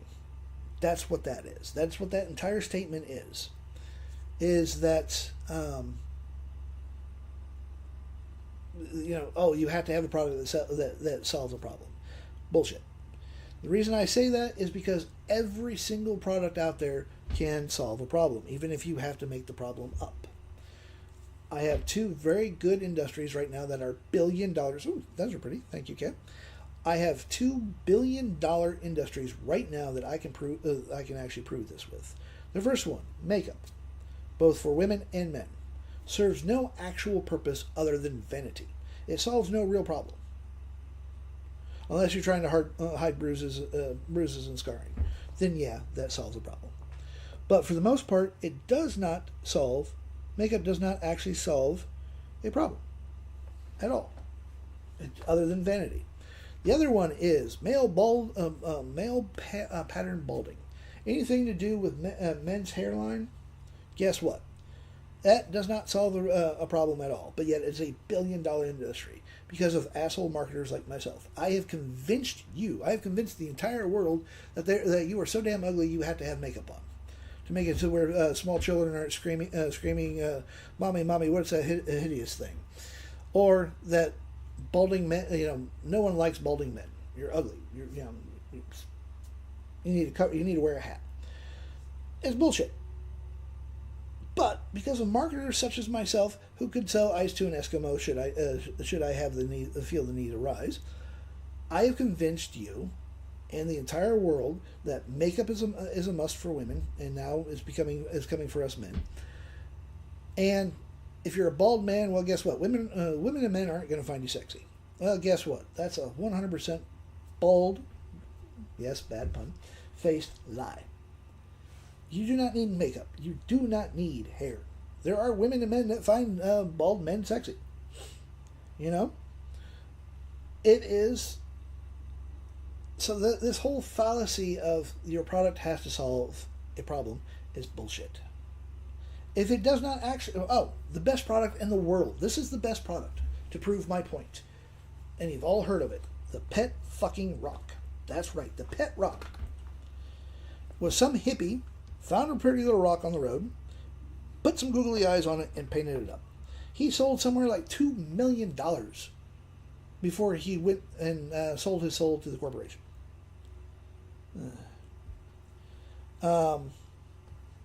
So,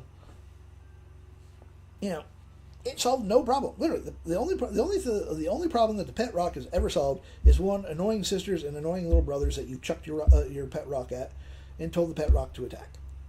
Or if you've locked yourself out and you needed to get back into your home, Pet Rock through a window, you climb through a window, open up door. So really, the Pet Rock never solved a fucking problem.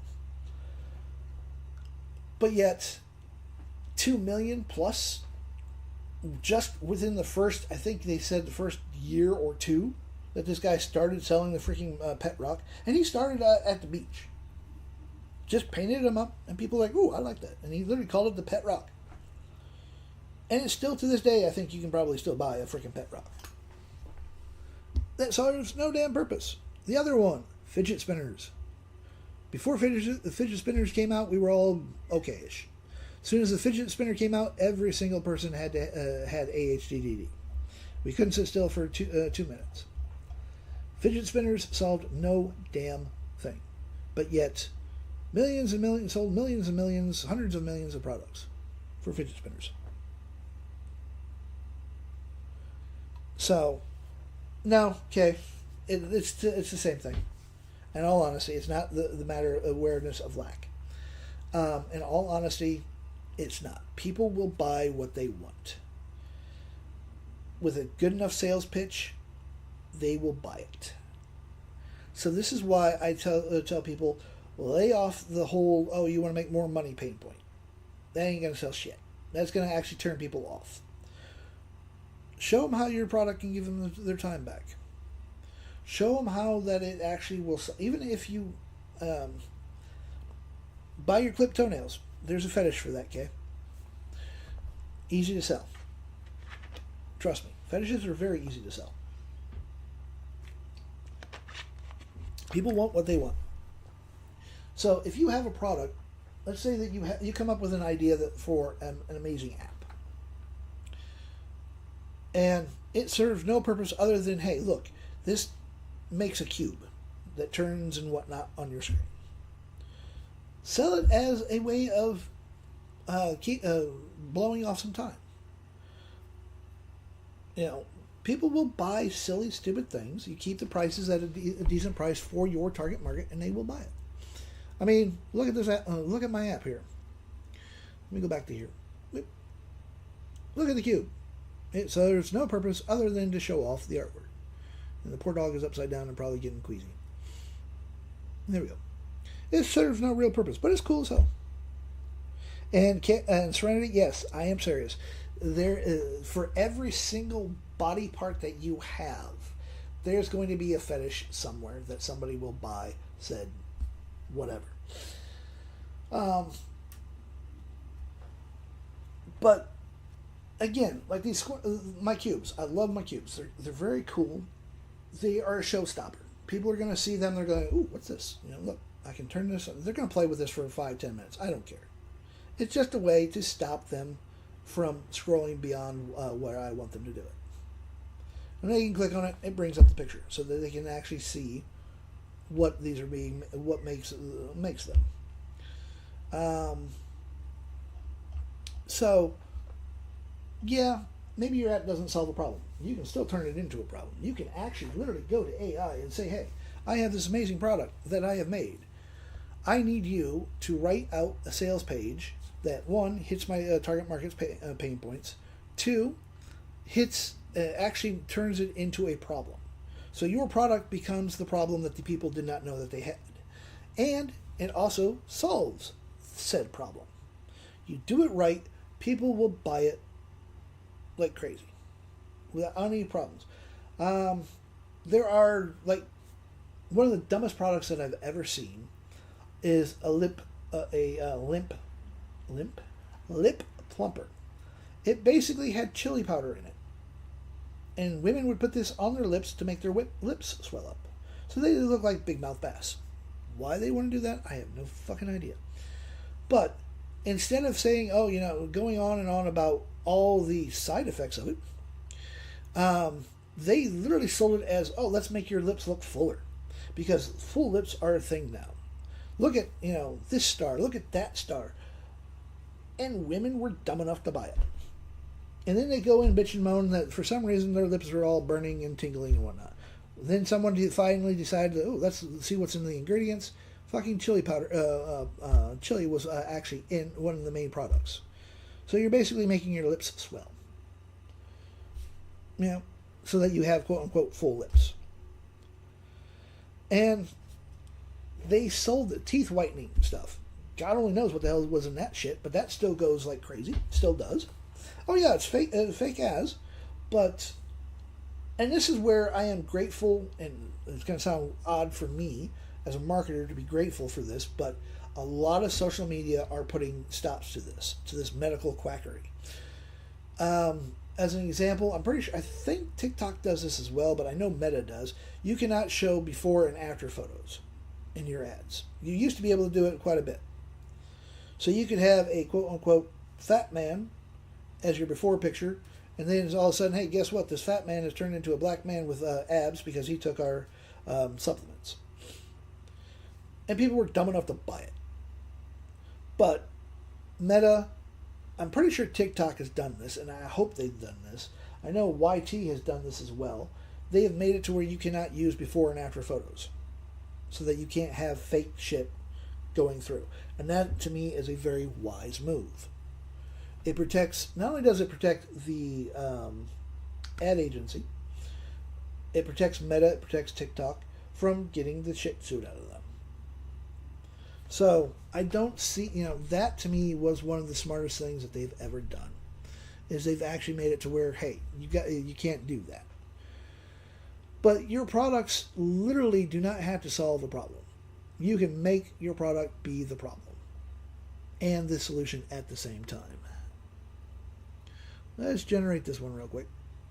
Let's see here. Where the hell is my copy button? It likes to move my freaking copy button sometimes. Or my brain just doesn't want to find said copy button. Even though it's right there on the left-hand side, it says copy. So, again, when it comes to marketing, your product does not have to solve a problem. It is easier if it solves a problem.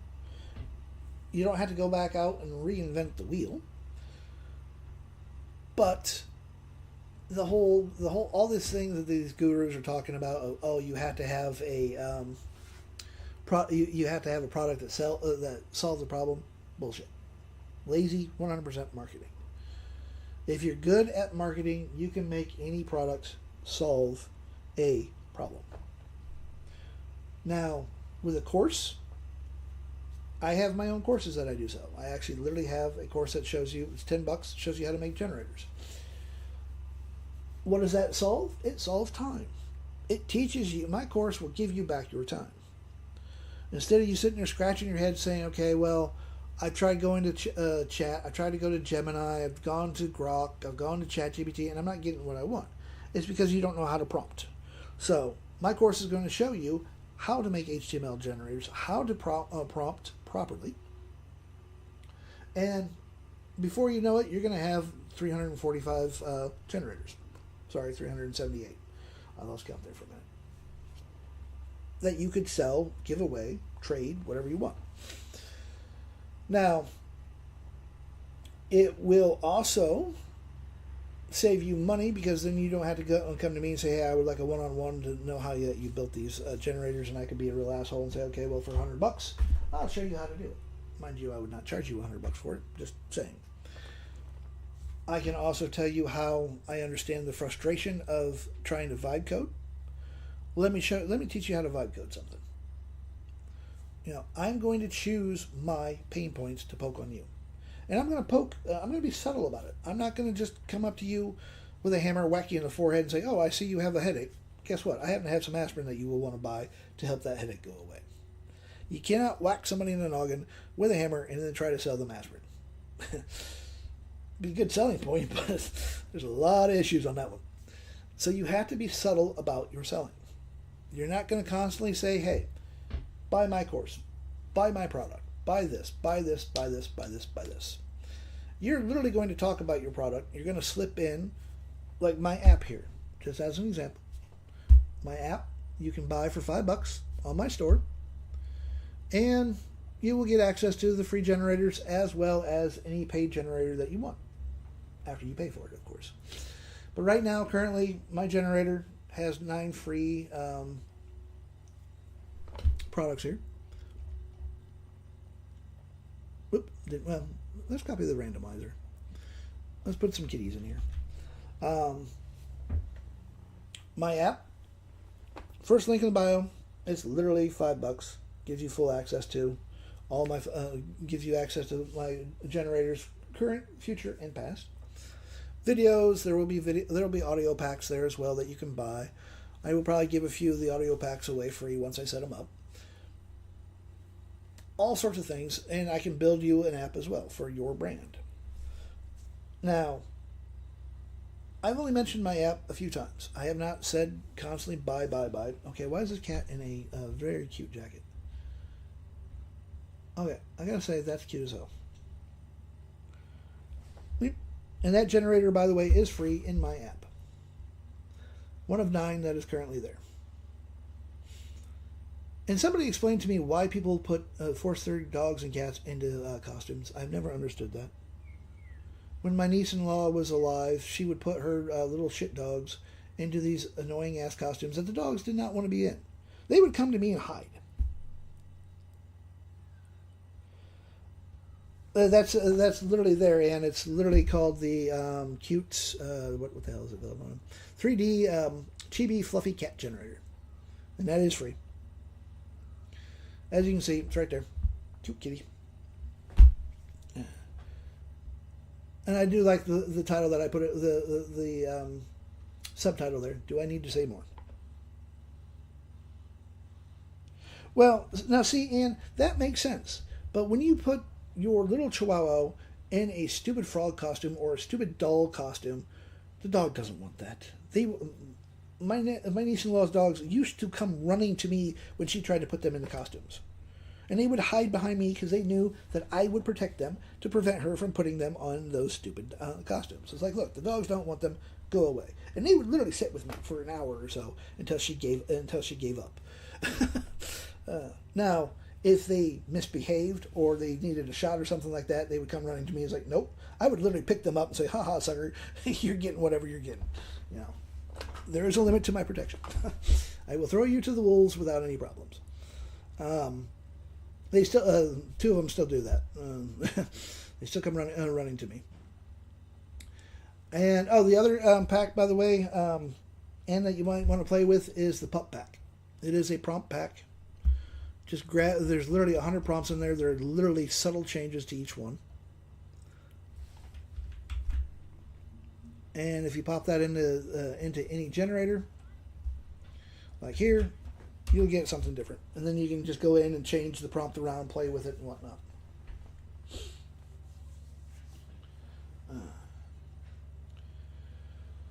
But again, when you are selling something, don't be right in your face. Don't just sit there scream buy, buy, buy, buy, buy.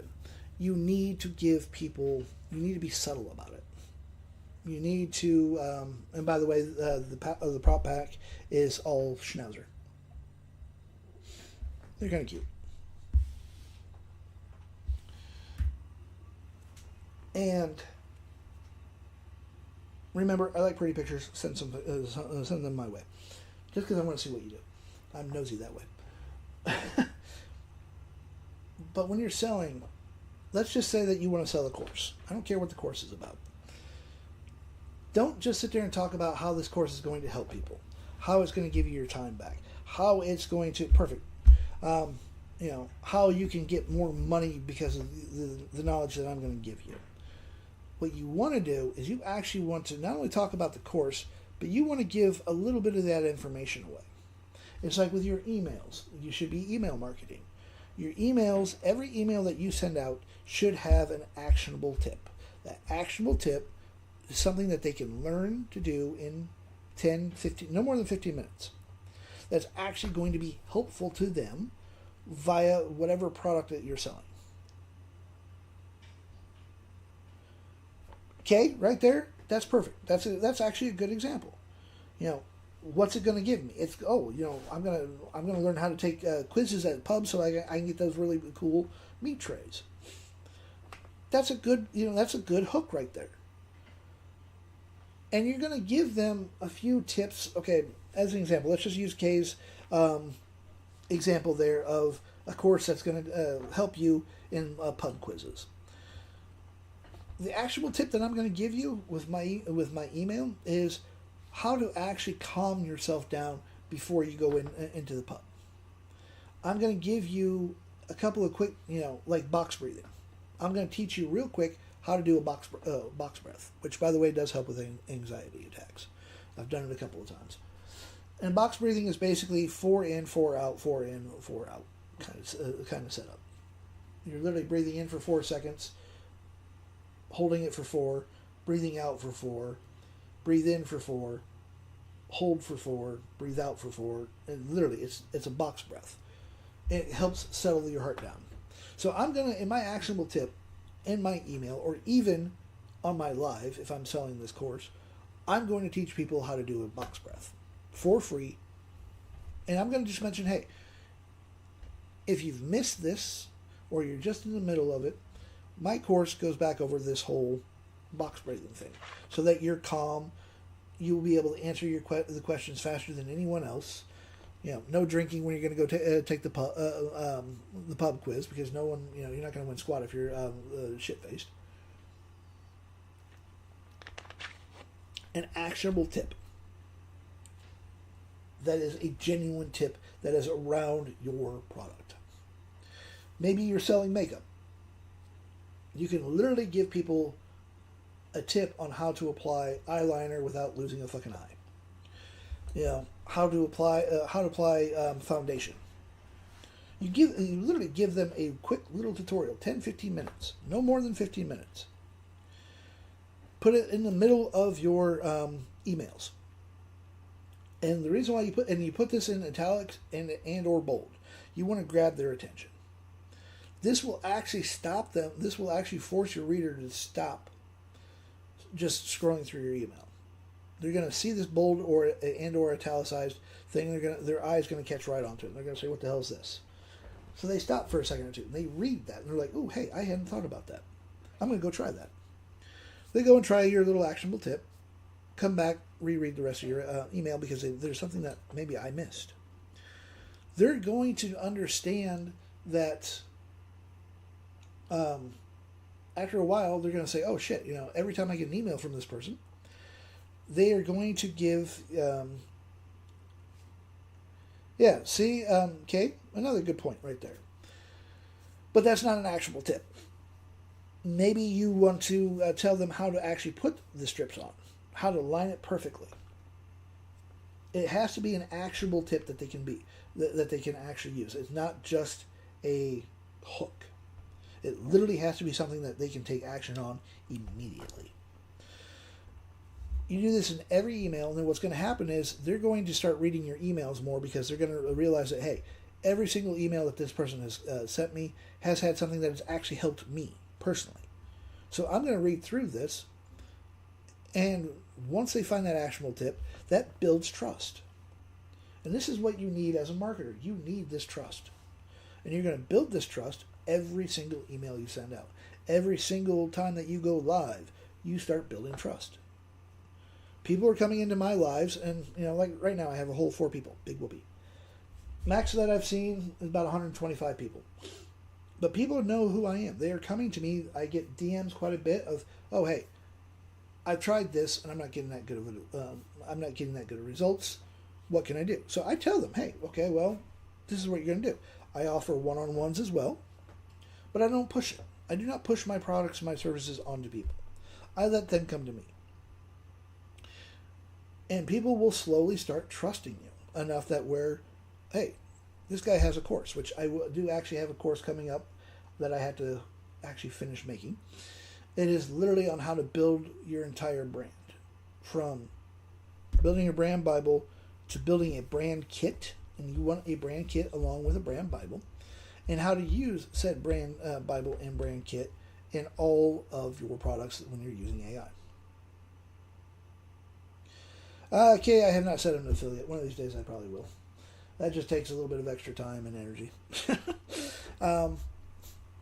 But everything that you are doing, you need to tie back to you. You do not have to be your brand. The brand, or if you want to, you can be the brand. It does not matter. But you're going to set up your brand Bible. You're going to tell the AI everything it needs to know about you. And then it's going to help you learn how to be a better marketer, how to be better at making sales. Which, by the way, sales and marketing, 2 different departments. Marketing, my job as a marketer is put asses in the seats. A salesperson's job is to actually take those asses and make them open up their wallets and sell.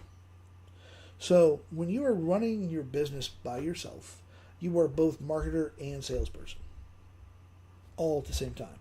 But the reality is they are 2 completely separate entities.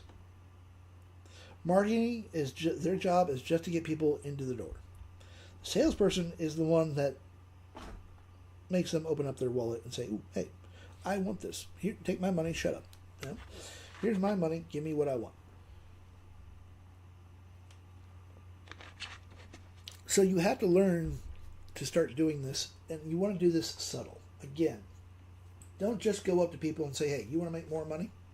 Well, my product's guaranteed to give you some money." Never do that. Never make false guarantees either. Look at anyone that sells a course. And I'm going to tell you, this is pretty standard for most course makers. They're going to say, well, look at my student. Look at my last 5 students. They're doing 6 figures within the first 30 days. And in tiny print, it says, your results may vary. They don't show you that poor schmo that spent $10,000 on a course, and they have yet to make that $10,000 back. For whatever reason, they don't tell you how many people have failed out of their course. They don't tell you that, hey, maybe the median ground isn't 6 figures. Maybe it's 4 figures a month because of this course. They don't want to do that. They are going to try to push onto you that, hey, I've got 10 students that are doing $100,000 a month. Because people are dumb enough, and yes, they are dumb enough, thank you for the roses, to buy into this. Do not buy into the flash, folks. If you see some 20-year-old standing next to a fancy sports car, some gal on his arm looking like a supermodel, and this really big fancy car house in the background, every single thing is more than likely rented. From the car to the girl, which by the way is called high-priced escorts, quote unquote, more than likely dockside workers. And the house is probably not even theirs. Oops. I got to get, see, keep your live engaging. Turning your camera off, showing static images, or being away for long periods of time may result in your live being illegible. I am alive. Apparently, must be because of the static picture. There we go. I will move it up.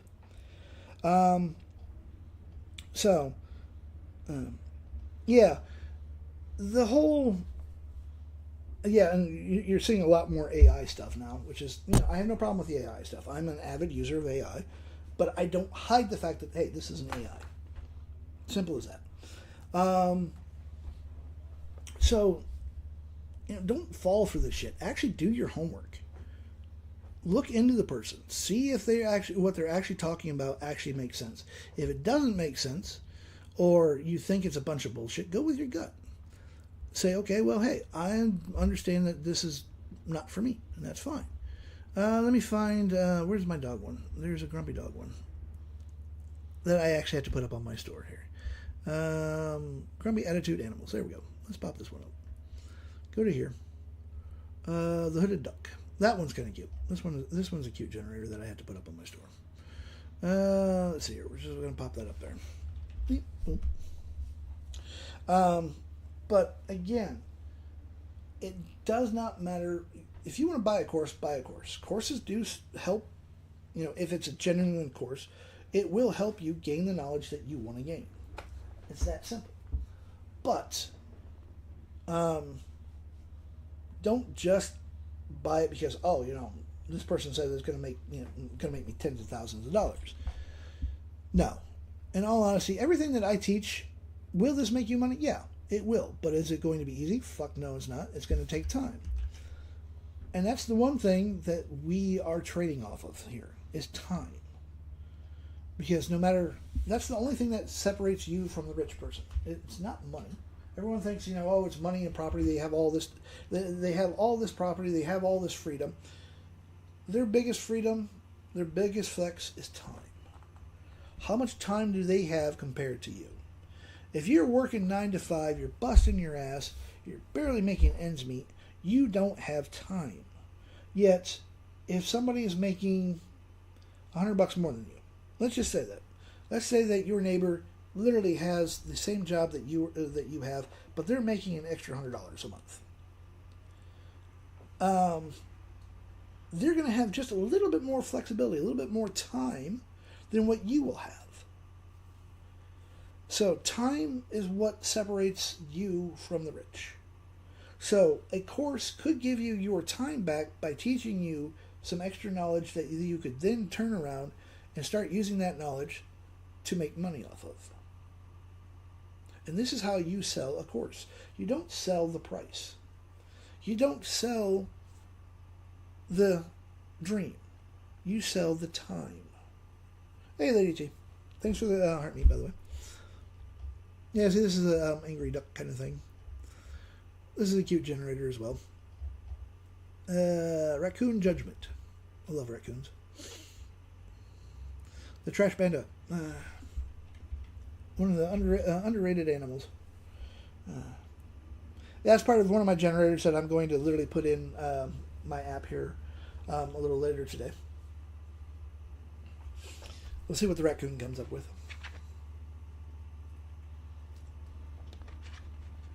So, we'll actually chuck in this here, and we'll see what Gemini comes up with for the raccoon.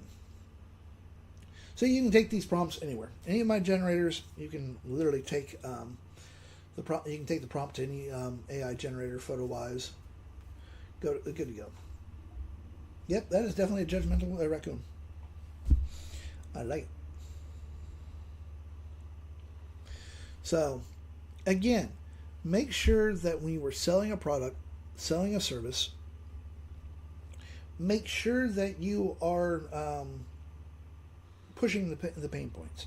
You're going to give away some free stuff. You're going to give you're going to make a few what's called loss leaders. If you've never heard the term of a loss leader is, this one looks more diabolical than judgmental. Yeah, that one's a little judgmental. A loss leader is basically a product that you're only going to be selling for $2 or $3. You actually lose money on these products. Now you're thinking, why the fuck would I want to lose money on a product? The best place to show you that loses money on the day, literally day by day by day. They're losing $10 to I think $20 million a day, something like that. I can't remember what how much it actually is, but it's a hell of a chunk of change that they're losing. Is Costco. If you've ever been to a Costco and you see all that lovely food that they have, the pizzas, the hot dogs that are like $1 or $2 or something like that, the pizza slice, that huge massive pizza slice, that's $2 or $3. They are losing. Yes, he has extra paws, but that's AI for you. Even the mutants must be represented. Okay, they have all their rights as well. But Costco's pizza, their hot dogs, their drinks that you can get, that is a loss leader. They are literally losing money. Every time someone buys that, they are losing money. Now, why in the fuck are they doing this? Because they know for a fact that when somebody comes to Costco, not only are they making money on the membership, that's where their biggest seller is the membership, but, yeah, I'm giving you a free hot dog, basically. But before you can even get to that hot dog, you have to go through my store. Which means you're going to get lost in Costco. You're going to work up an appetite because there's so much shit in Costco. And they purposely make it into a maze. You finally buy your stuff, and you're like, ooh, I want a hot dog, or ooh, I want a pizza. I'm going to go and spend, $3 or $4 on this huge slice of pizza. They have you right then and there. That is a lost leader. Another good example of lost leaders are baby diapers. Now, one company that actually makes diapers makes money on the diapers. Not even the ones that are selling. The grocery stores are losing money on diapers. But have you noticed how every single thing that has to do with a baby is in one aisle?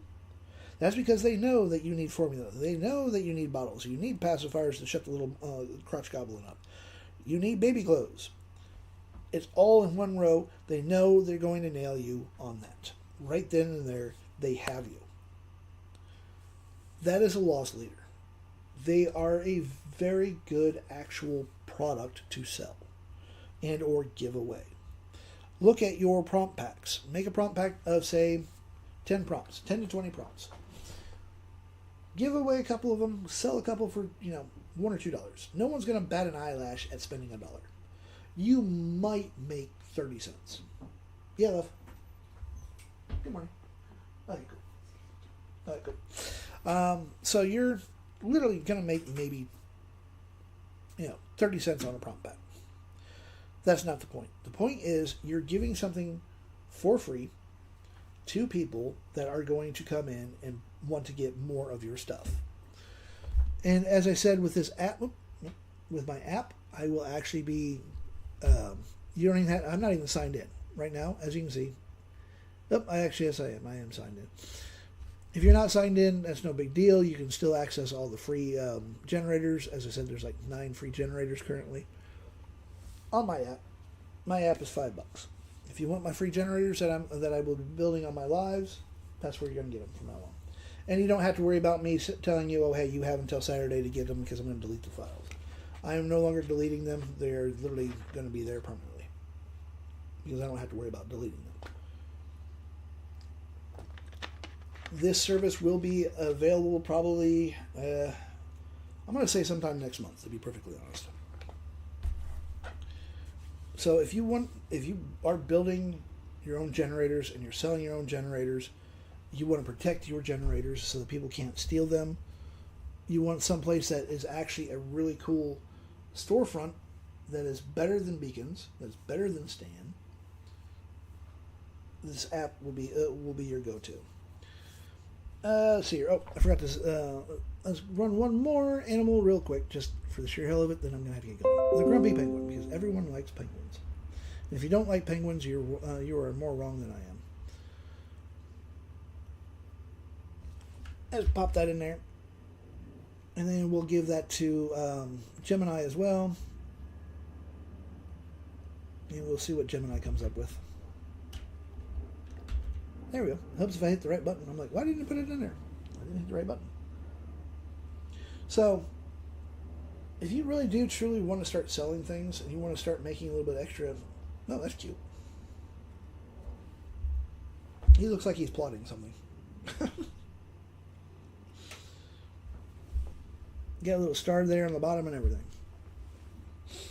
Put some kind of funny little message across the top. Upsize it for tumblers, for t-shirts. Sell it like crazy on your own store, on Etsy, wherever the hell you want to sell it. But if you really want to start selling things, you do need to get off your butt. You need to start doing... You don't even have to go live, to be perfectly honest. Start off on IG. Put your photos up there. Yeah? Oh, that's my nephew-in-law. Never mind. Thought someone was knocking on the door. Start posting on IG. You don't even have to... ooh, these ones look sinister, don't they? You don't have to go face... You don't have to show your face. I think a handful of times, I think there's literally maybe 15 times since I started going live that people have seen my ugly mug. And that's just because I don't want to scare people. Thanks, kid. And this is literally part of On Brandly. The service will be including 3 months of On Brandly for the app. You will need Stripe. And again, you should never use PayPal for business, except there is one small rule for using PayPal for business, and that's digital. Digital, there are no refunds. And if you give refunds on digital products, you're an idiot. I don't care what you say. Because you can't make people delete them. You can't just scoop the knowledge out of people's heads. PayPal, the biggest issue with PayPal is, one, they arbitrarily hold money with no warning. Two, they actually protect the buyer more than they protect the seller. I have been literally ripped off by PayPal. I have had clients that have come to me, and I had one client literally, PayPal was holding, I think like 10 to 15 grand for no reason. They literally just arbitrarily shut him down. He had been using them for years, no problems whatsoever. And I forget what he's selling, but he was literally selling something. And, well, it still is. But he literally had to spend, I think, $500 or $600 on a lawyer to get the lawyer involved to basically threaten to sue the shit out of PayPal for withholding funds. And they were planning on holding it indefinitely. They said literally 90 days, and that 90 days rolled back to 120 days, and they just kept extending it outwards. PayPal has had at least 2 class action lawsuits because of this. Do not use PayPal for business. There are better service providers out there than PayPal, so do not use PayPal. I've personally been bitten by PayPal twice, actually. Once for the tune of $800. The other one was like, I think maybe $400. And both times, I was in the right. The seller the buyer just ripped my ass off. With PayPal just telling me to bend over and take it like a man. It's not worth it. So get yourself a Stripe account. They are actually the most established payment gateway there is. Yes, I know that there are some countries that cannot use, but there are things like Pioneer. I've heard some pretty decent things about Pioneer. The one industry that I will tell you to stay out of is India, and that is simply because there's nothing to do with India itself. It's because of the fact that pretty much, I think it's like 80, maybe 90% of the people in India prefer to do COD, which is collect on delivery. The problem with that is you actually literally have to go into a company in India to handle the money. You have to trust the shit out of them, and it's a pain in the ass. To me, it's not worth going into that particular market. But if you want to go into the market, go into the market. Do your research beforehand. Don't just take my word for it. Do your research. Do your homework. As a personal example, I will never sell supplements. Matter of fact, I won't sell anything that is ingested. Why? Because of the fact that I would have to know, and I mean really know, the manufacturer, the supplier of said supplements, vitamins, gummies, whatever the hell it is. Because, as an example, say that you were selling protein supplements. Very good industry to get into. It's another billion-dollar industry, and it will continue to grow. But let's say that you were selling whey powder. You get this from a supplier that you do not know, and this supplier also manufactures protein bars that actually have peanuts in it. Somehow or other, your whey protein gets contaminated. Your client buys it because they've been buying it for a couple of years. They trust your brand, but they have a peanut allergy. They get a hold of this contaminated whey powder. They damn near die. They come back and they sue the ever-living shit out of you. Even an LLC will only protect you so much. You would actually then have to try to sell your supplier, which if you didn't know the supplier, they could be in China, they could be wherever the hell they are. You would have to track them down and say, okay, you poisoned one of my clients. It's a whole rigmarole. To me, it's not worth being sued over. So I will not personally go into anything that is ingestible. Makeup's a little iffy. I've had my own makeup brand for a little while, and it did rather well. The only people that I would recommend for that is Blanca. They are actually a good company. I took a tour once, so I know that company. Do your research. If you're going to be doing actual physical products, do your research into the company. Look for the bad. Look for the shit reviews. Look for the good reviews. Hey, DB. Look for, see what complaints they have. Find as much information as you can about the company before you use them. Thanks for the heart, man. And it's the same with AI. I'm just getting ready to get head off. That's what's up. Hope you're doing really good, man. And as I said, if you guys want to learn on how to build apps, how to actually get yourself out there, DB is your man. He's actually going to conventions and, yep, Nemo. That's my wife's. Nemo has been there forever and a day. I think Nemo may be older than I am. But DB there, he's going out into the real world. He's going to these conventions in Chicago, and amazing to actually to watch. He is growing leaps and bounds. He's got his own school community. Well worth following him.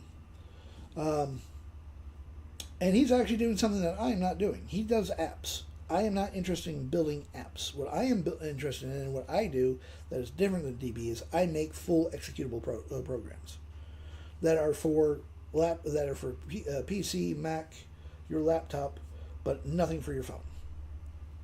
I'm not interested in that. I don't want that headache right now. And if I do get interested, I am definitely going to join DB's school and say, okay, teach me Obi-Wan. You know? So, and look on TikTok here. Look on YT. There's some really good people out there that are teaching. Romanoff, she's another one that is really good. She's mostly on, I know she's here on YT, and I know she's here on TikTok a little bit, but I know she's heavy into YT. I follow her, and I pretty much watch most of her content. She's really good for learning from. Can't really recommend Blotato that much, but just because of the fact that I know I can do pretty much what Blotato does, but I can do that using ChatGPT, Claude, whatever the hell I want to use. And cheaper, too. But what she puts out knowledge-wise is absolutely fucking amazing. I actually learned how to make, this program here, the AI video studio, which basically will make any kind of narrated video that you want for however long you want. I learned simply because she started talking about Remation. Remation is a really amazing open source AI program that will build videos for free. You just have to go to Claude and say, hey, this is what I want to do. I learned that from her. And there's another hyper one that I haven't really started messing with yet, but that one will take, basically it takes and uses HTML to make videos. Remation is a little bit more stable though currently because it's more established. So,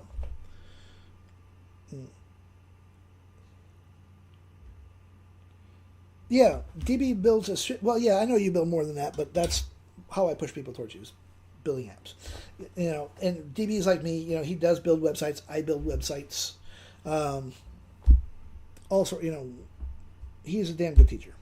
Hyperframes, thank you very much. I have not been using hyperframes yet. Just because of the fact that I've talked with every single AI, the 4 major AIs, and they basically say that Remation is actually more powerful and more stable than what hyperframes is. And Higgsfield is the one behind hyperframes, so it's not truly open source. Whereas Remation is actually open source. Oh, and DB, by the way, see the cubes? I'll have to check that out. This is a feature, by the way, that you could put on your websites. Send me a DM, and I will actually show you how to do this. Because I like it, brother. And what the beautiful thing about these cubes here is, they click on the photo, and boom, it brings it up. Controls literally this entire app that I've built, which is for computer Mac. You can find my store on my link. It's $5. Gives you full access to my free generators, and if you want to buy a few of the generators, you can buy a few of the generators. There'll be bundles and all sorts of shit in there. But this is an HTML cube. This is 100% controlled via Google Sheets. And if I sign out, let me sign out. If we go here, pop this up here. Voila. See? Cube. This is an HTML function. It's a showstopper. It's just a way of getting people to stop scrolling, even for a few seconds. It automatically rotates on its own. The whole 9 yards. But yeah, I will give you the code, DB. If you want that code, I'll give it to you.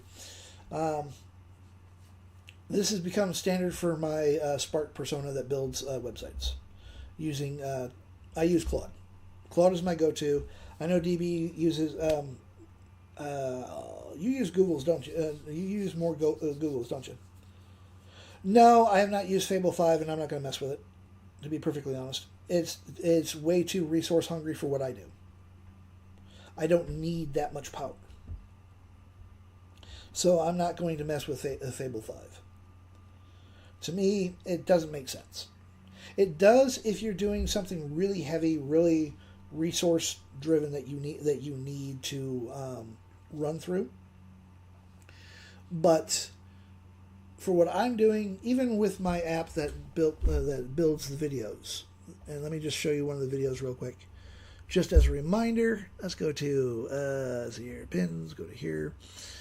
Let me find it, and I'll show you what my latest program does. And I used Sonnet 5 and a combination of Sonnet 4.6 and Sonnet 5 to build this. Where the hell did it go? There it is.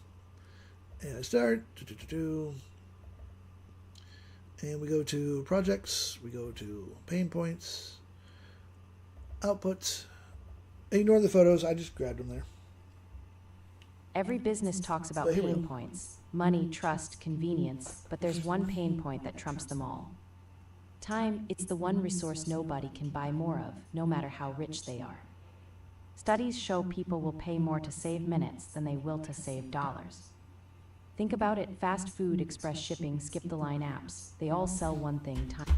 This is literally using Romation,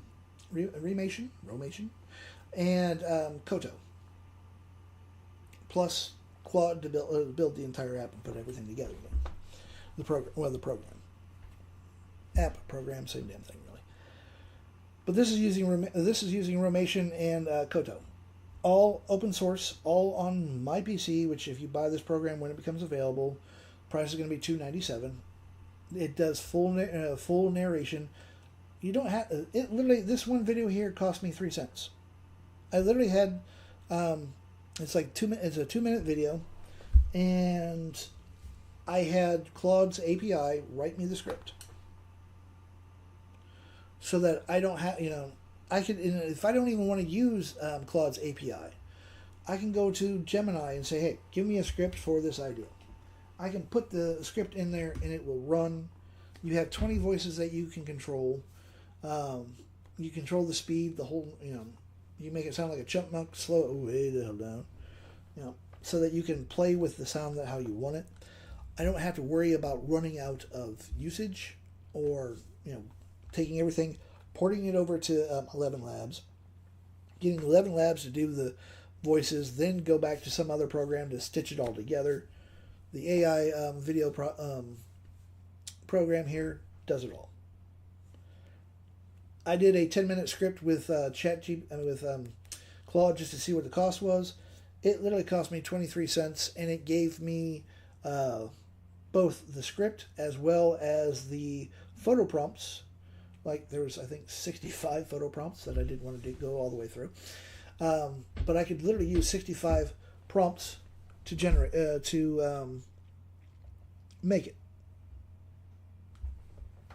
And let it run for the full 10 minutes. And I would literally have a 10-minute video that I could put on YT, TikTok, wherever the hell I wanted to put it at. So, this is... There are so many things to learn here. It's absolutely insane. DB, as I said, is a really good a really good guy to start learning from. Myself, Jax is another good one. That's when she's on. There are a ton of people around here that Harmony is another one. She does a really great job for the beginners. I'm a little bit more combination of beginner and a little bit more intermediate. DB, I think, is about the same length as I am. Oh yeah, the penguins are cute. And this is using CR, which is my go-to. This is without a Laurel. This is just using the Infinity model, and this is with my favorite Gothic Laurel. And then the raccoon, very judgmental raccoon, and the duck. That one I'm going to be putting up on my app here probably a little bit later on today. On my app, which again, this app alone here is $5. Up on my store, you also have the cute cats, which I will show you the cute kittens real quick. Make something like this. That one is free. It's 100% free. There are 9. This is one of the other generators that is free. Death Takes a Holiday. I got bored. Don't judge. So we literally have a ton of different photos that you could use, you can make, sell. If you're going to sell something like this for tumblers or something like that, the best tip that I can give you is upsize it to 3,000. Make sure that you are sitting at 300 DPI, and go ahead and resize it for whatever size the product requires. So go to Printful, Printify, look to see what their size requirements are for t-shirts, for tumblers, for mugs, and resize your image to make sure that it fits that standard, and then sell that entire pack. Don't do less than 10 photos, and then sell those photos. Sell that 10 pack of photos for anywhere between $3 to $5. You're not going to make a ton of money. Not in the short run, but once you are established, and let's say again as an example, say that I sell these lions for, let's say $2 as a sticker pack, so that people can go and make their own stickers. I might make $1, but if 10 people buy a day that one sticker pack, that's $10 a day that I didn't have. So if they buy that 7 days a week, that's $70 in my pocket. So, when it comes to print on demand, when it comes to digital products, for photo wise, it's about volume, not money. Now, if you are selling AI music, which I suggest that you start doing this, make 10 audio files. Actually make 20. You're going to do a 10-pack of instrumentals, and you're going to do a 10-pack with lyrics. You are going to sell these for anywhere between $15 to $20. Now you're thinking, well, shit, that's a lot of money for 10 songs. But you are going to sell them as copyright-free material and commercial-free. They can use it however they want to use their music. One of the biggest problems that everybody here on TikTok, as well as YT, IG, anything meta-wise, I think even, X doesn't give a shit, but most social media, as soon as you use somebody else's music, they're going to give you a copyright strike. And as soon as you get that copyright strike, you only have so many strikes against you. I think IG has like maybe 3 strikes, and that's it. TikTok will shadow ban you like crazy. I don't know what their actual full policy is on that one. YT has a 3-strike minimum, a 3-strike as well. 3 strikes, they will literally yank your account that you've worked your ass off to get up, and they will close it right down. And they will not allow you to appeal it. They will just simply say, hey, you broke our rules, fuck off. So sell your music as literally copyright-free material, and make sure it is copyright. You're not having Samuel L. Jackson singing "Row, Row Your Boat" kind of thing. But sell your products that way. Sell your AI music. You can even go to some of the bigger people that you follow on YT or even here and say, hey, I see that you have some music playing in the background or something like that. I have this amazing 10-pack of songs that you can use for whatever purposes you want. You can repurpose them. And what I would do, just to get your foot in the door, give them 5 songs. Just say, hey, this is an example, 5 songs right there. If you want more, I have an entire pack. I have an entire library. And sell that library to that creator. And that creator, once they start using your music, people are going to say, hey, where the hell did you get that music? I really like it. That's a cool soundtrack that you got going. They, without probably even thinking about it, and without charging you, will say, oh, I got it from this other creator. And they just pop your name up. And they might even say, well, if you're interested, here's their link. Go play with them. Go talk to them. Word of mouth is how we make money, folks. And we are a globally connected world now. Word of mouth spreads faster than what an ad does, which it's a double-edged sword. Don't piss off a lot of people. You piss off a lot of people, you're gonna know about it, and they're gonna stop coming to you because other people are gonna start bad-mouthing you and say, hey, this asshole has nothing good to give to you or anything like that kind of deal. So just watch who you piss off. Me personally, I don't really care if I piss you off. Well, guess what? You're an adult. You know where the X button is. Fuck off. I do not care. I have my followers. They will come to me. And if they suddenly dry up, they suddenly dry up. I will convert to I will transition into something else if I have to. But I've got to get my ass moving. I just saw what time it was, and the little lady is going to need some help. And quite frankly, my wife scares me more than anything else, so I'm going to go off. DB, send me that DM real quick, and I will send you the. I'll send you a quick link to the full Cube's coding.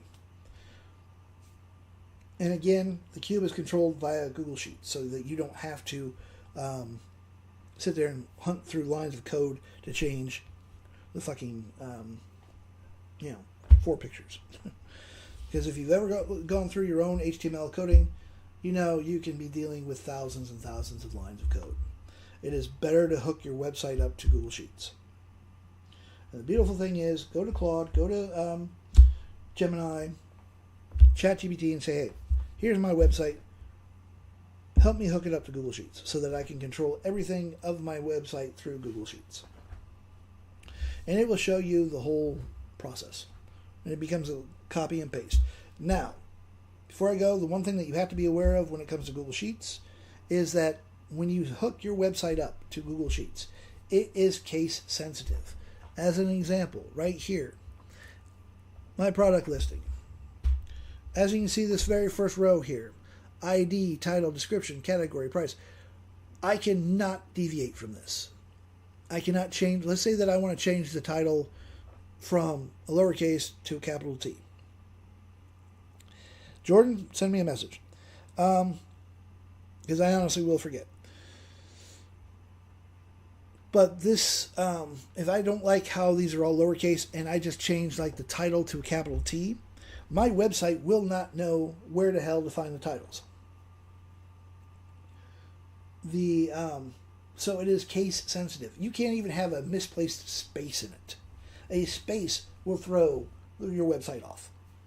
So if you go to Claude, again, my go-to, and say, okay, I have this amazing website. I want to control this through Google Sheets. Claude gives you the entire sheet here, and you accidentally put a space. Like if I, in my title, if I did this, and I put that space there and left it there, that space would throw my website to hell. Or if I put the space in front of the title, if I did this, let me just show you. One little space, I walk through it. You really can't see that the space is there. But my website can. It will no longer work. So I have to literally go back through there and boom. And change it back so that it is exactly how it's supposed to be. It is case sensitive, which can be a little on the annoying side. But my app, which again, link in bio, is controlled via my Google Sheet. Even my the community, I have a community board on it. I can literally wipe out messages. I can add messages however I want. I have full navigation, so if I want to add... Actually, I need to get rid of that. If I get rid of the rabbit hole, that's no longer going to show up anywhere. As it should not be showing up anyways. That was a test. Let's see, I'm just making sure that there's nothing else in there. Alright, cool. There's no other mention of the rabbit hole. So now, not even I will see that. But I have full access. Everything is run through Google Sheets. And Google Sheets is free. So, there are a lot of things that you can learn from a lot of different people. And as far as I know, I've actually been the one teaching people how to use Google Sheets, hooking it up to websites. I just stumbled across it. It's like, ooh. I don't even remember which AI actually told me I could do it. It's like, ooh, well, that sounds interesting. I started playing around with it, and I now use Google Sheets exclusively for control over my website. So, with that, I gotta get my ass going. Y'all have a good day, good night, and I will see you tomorrow. Later.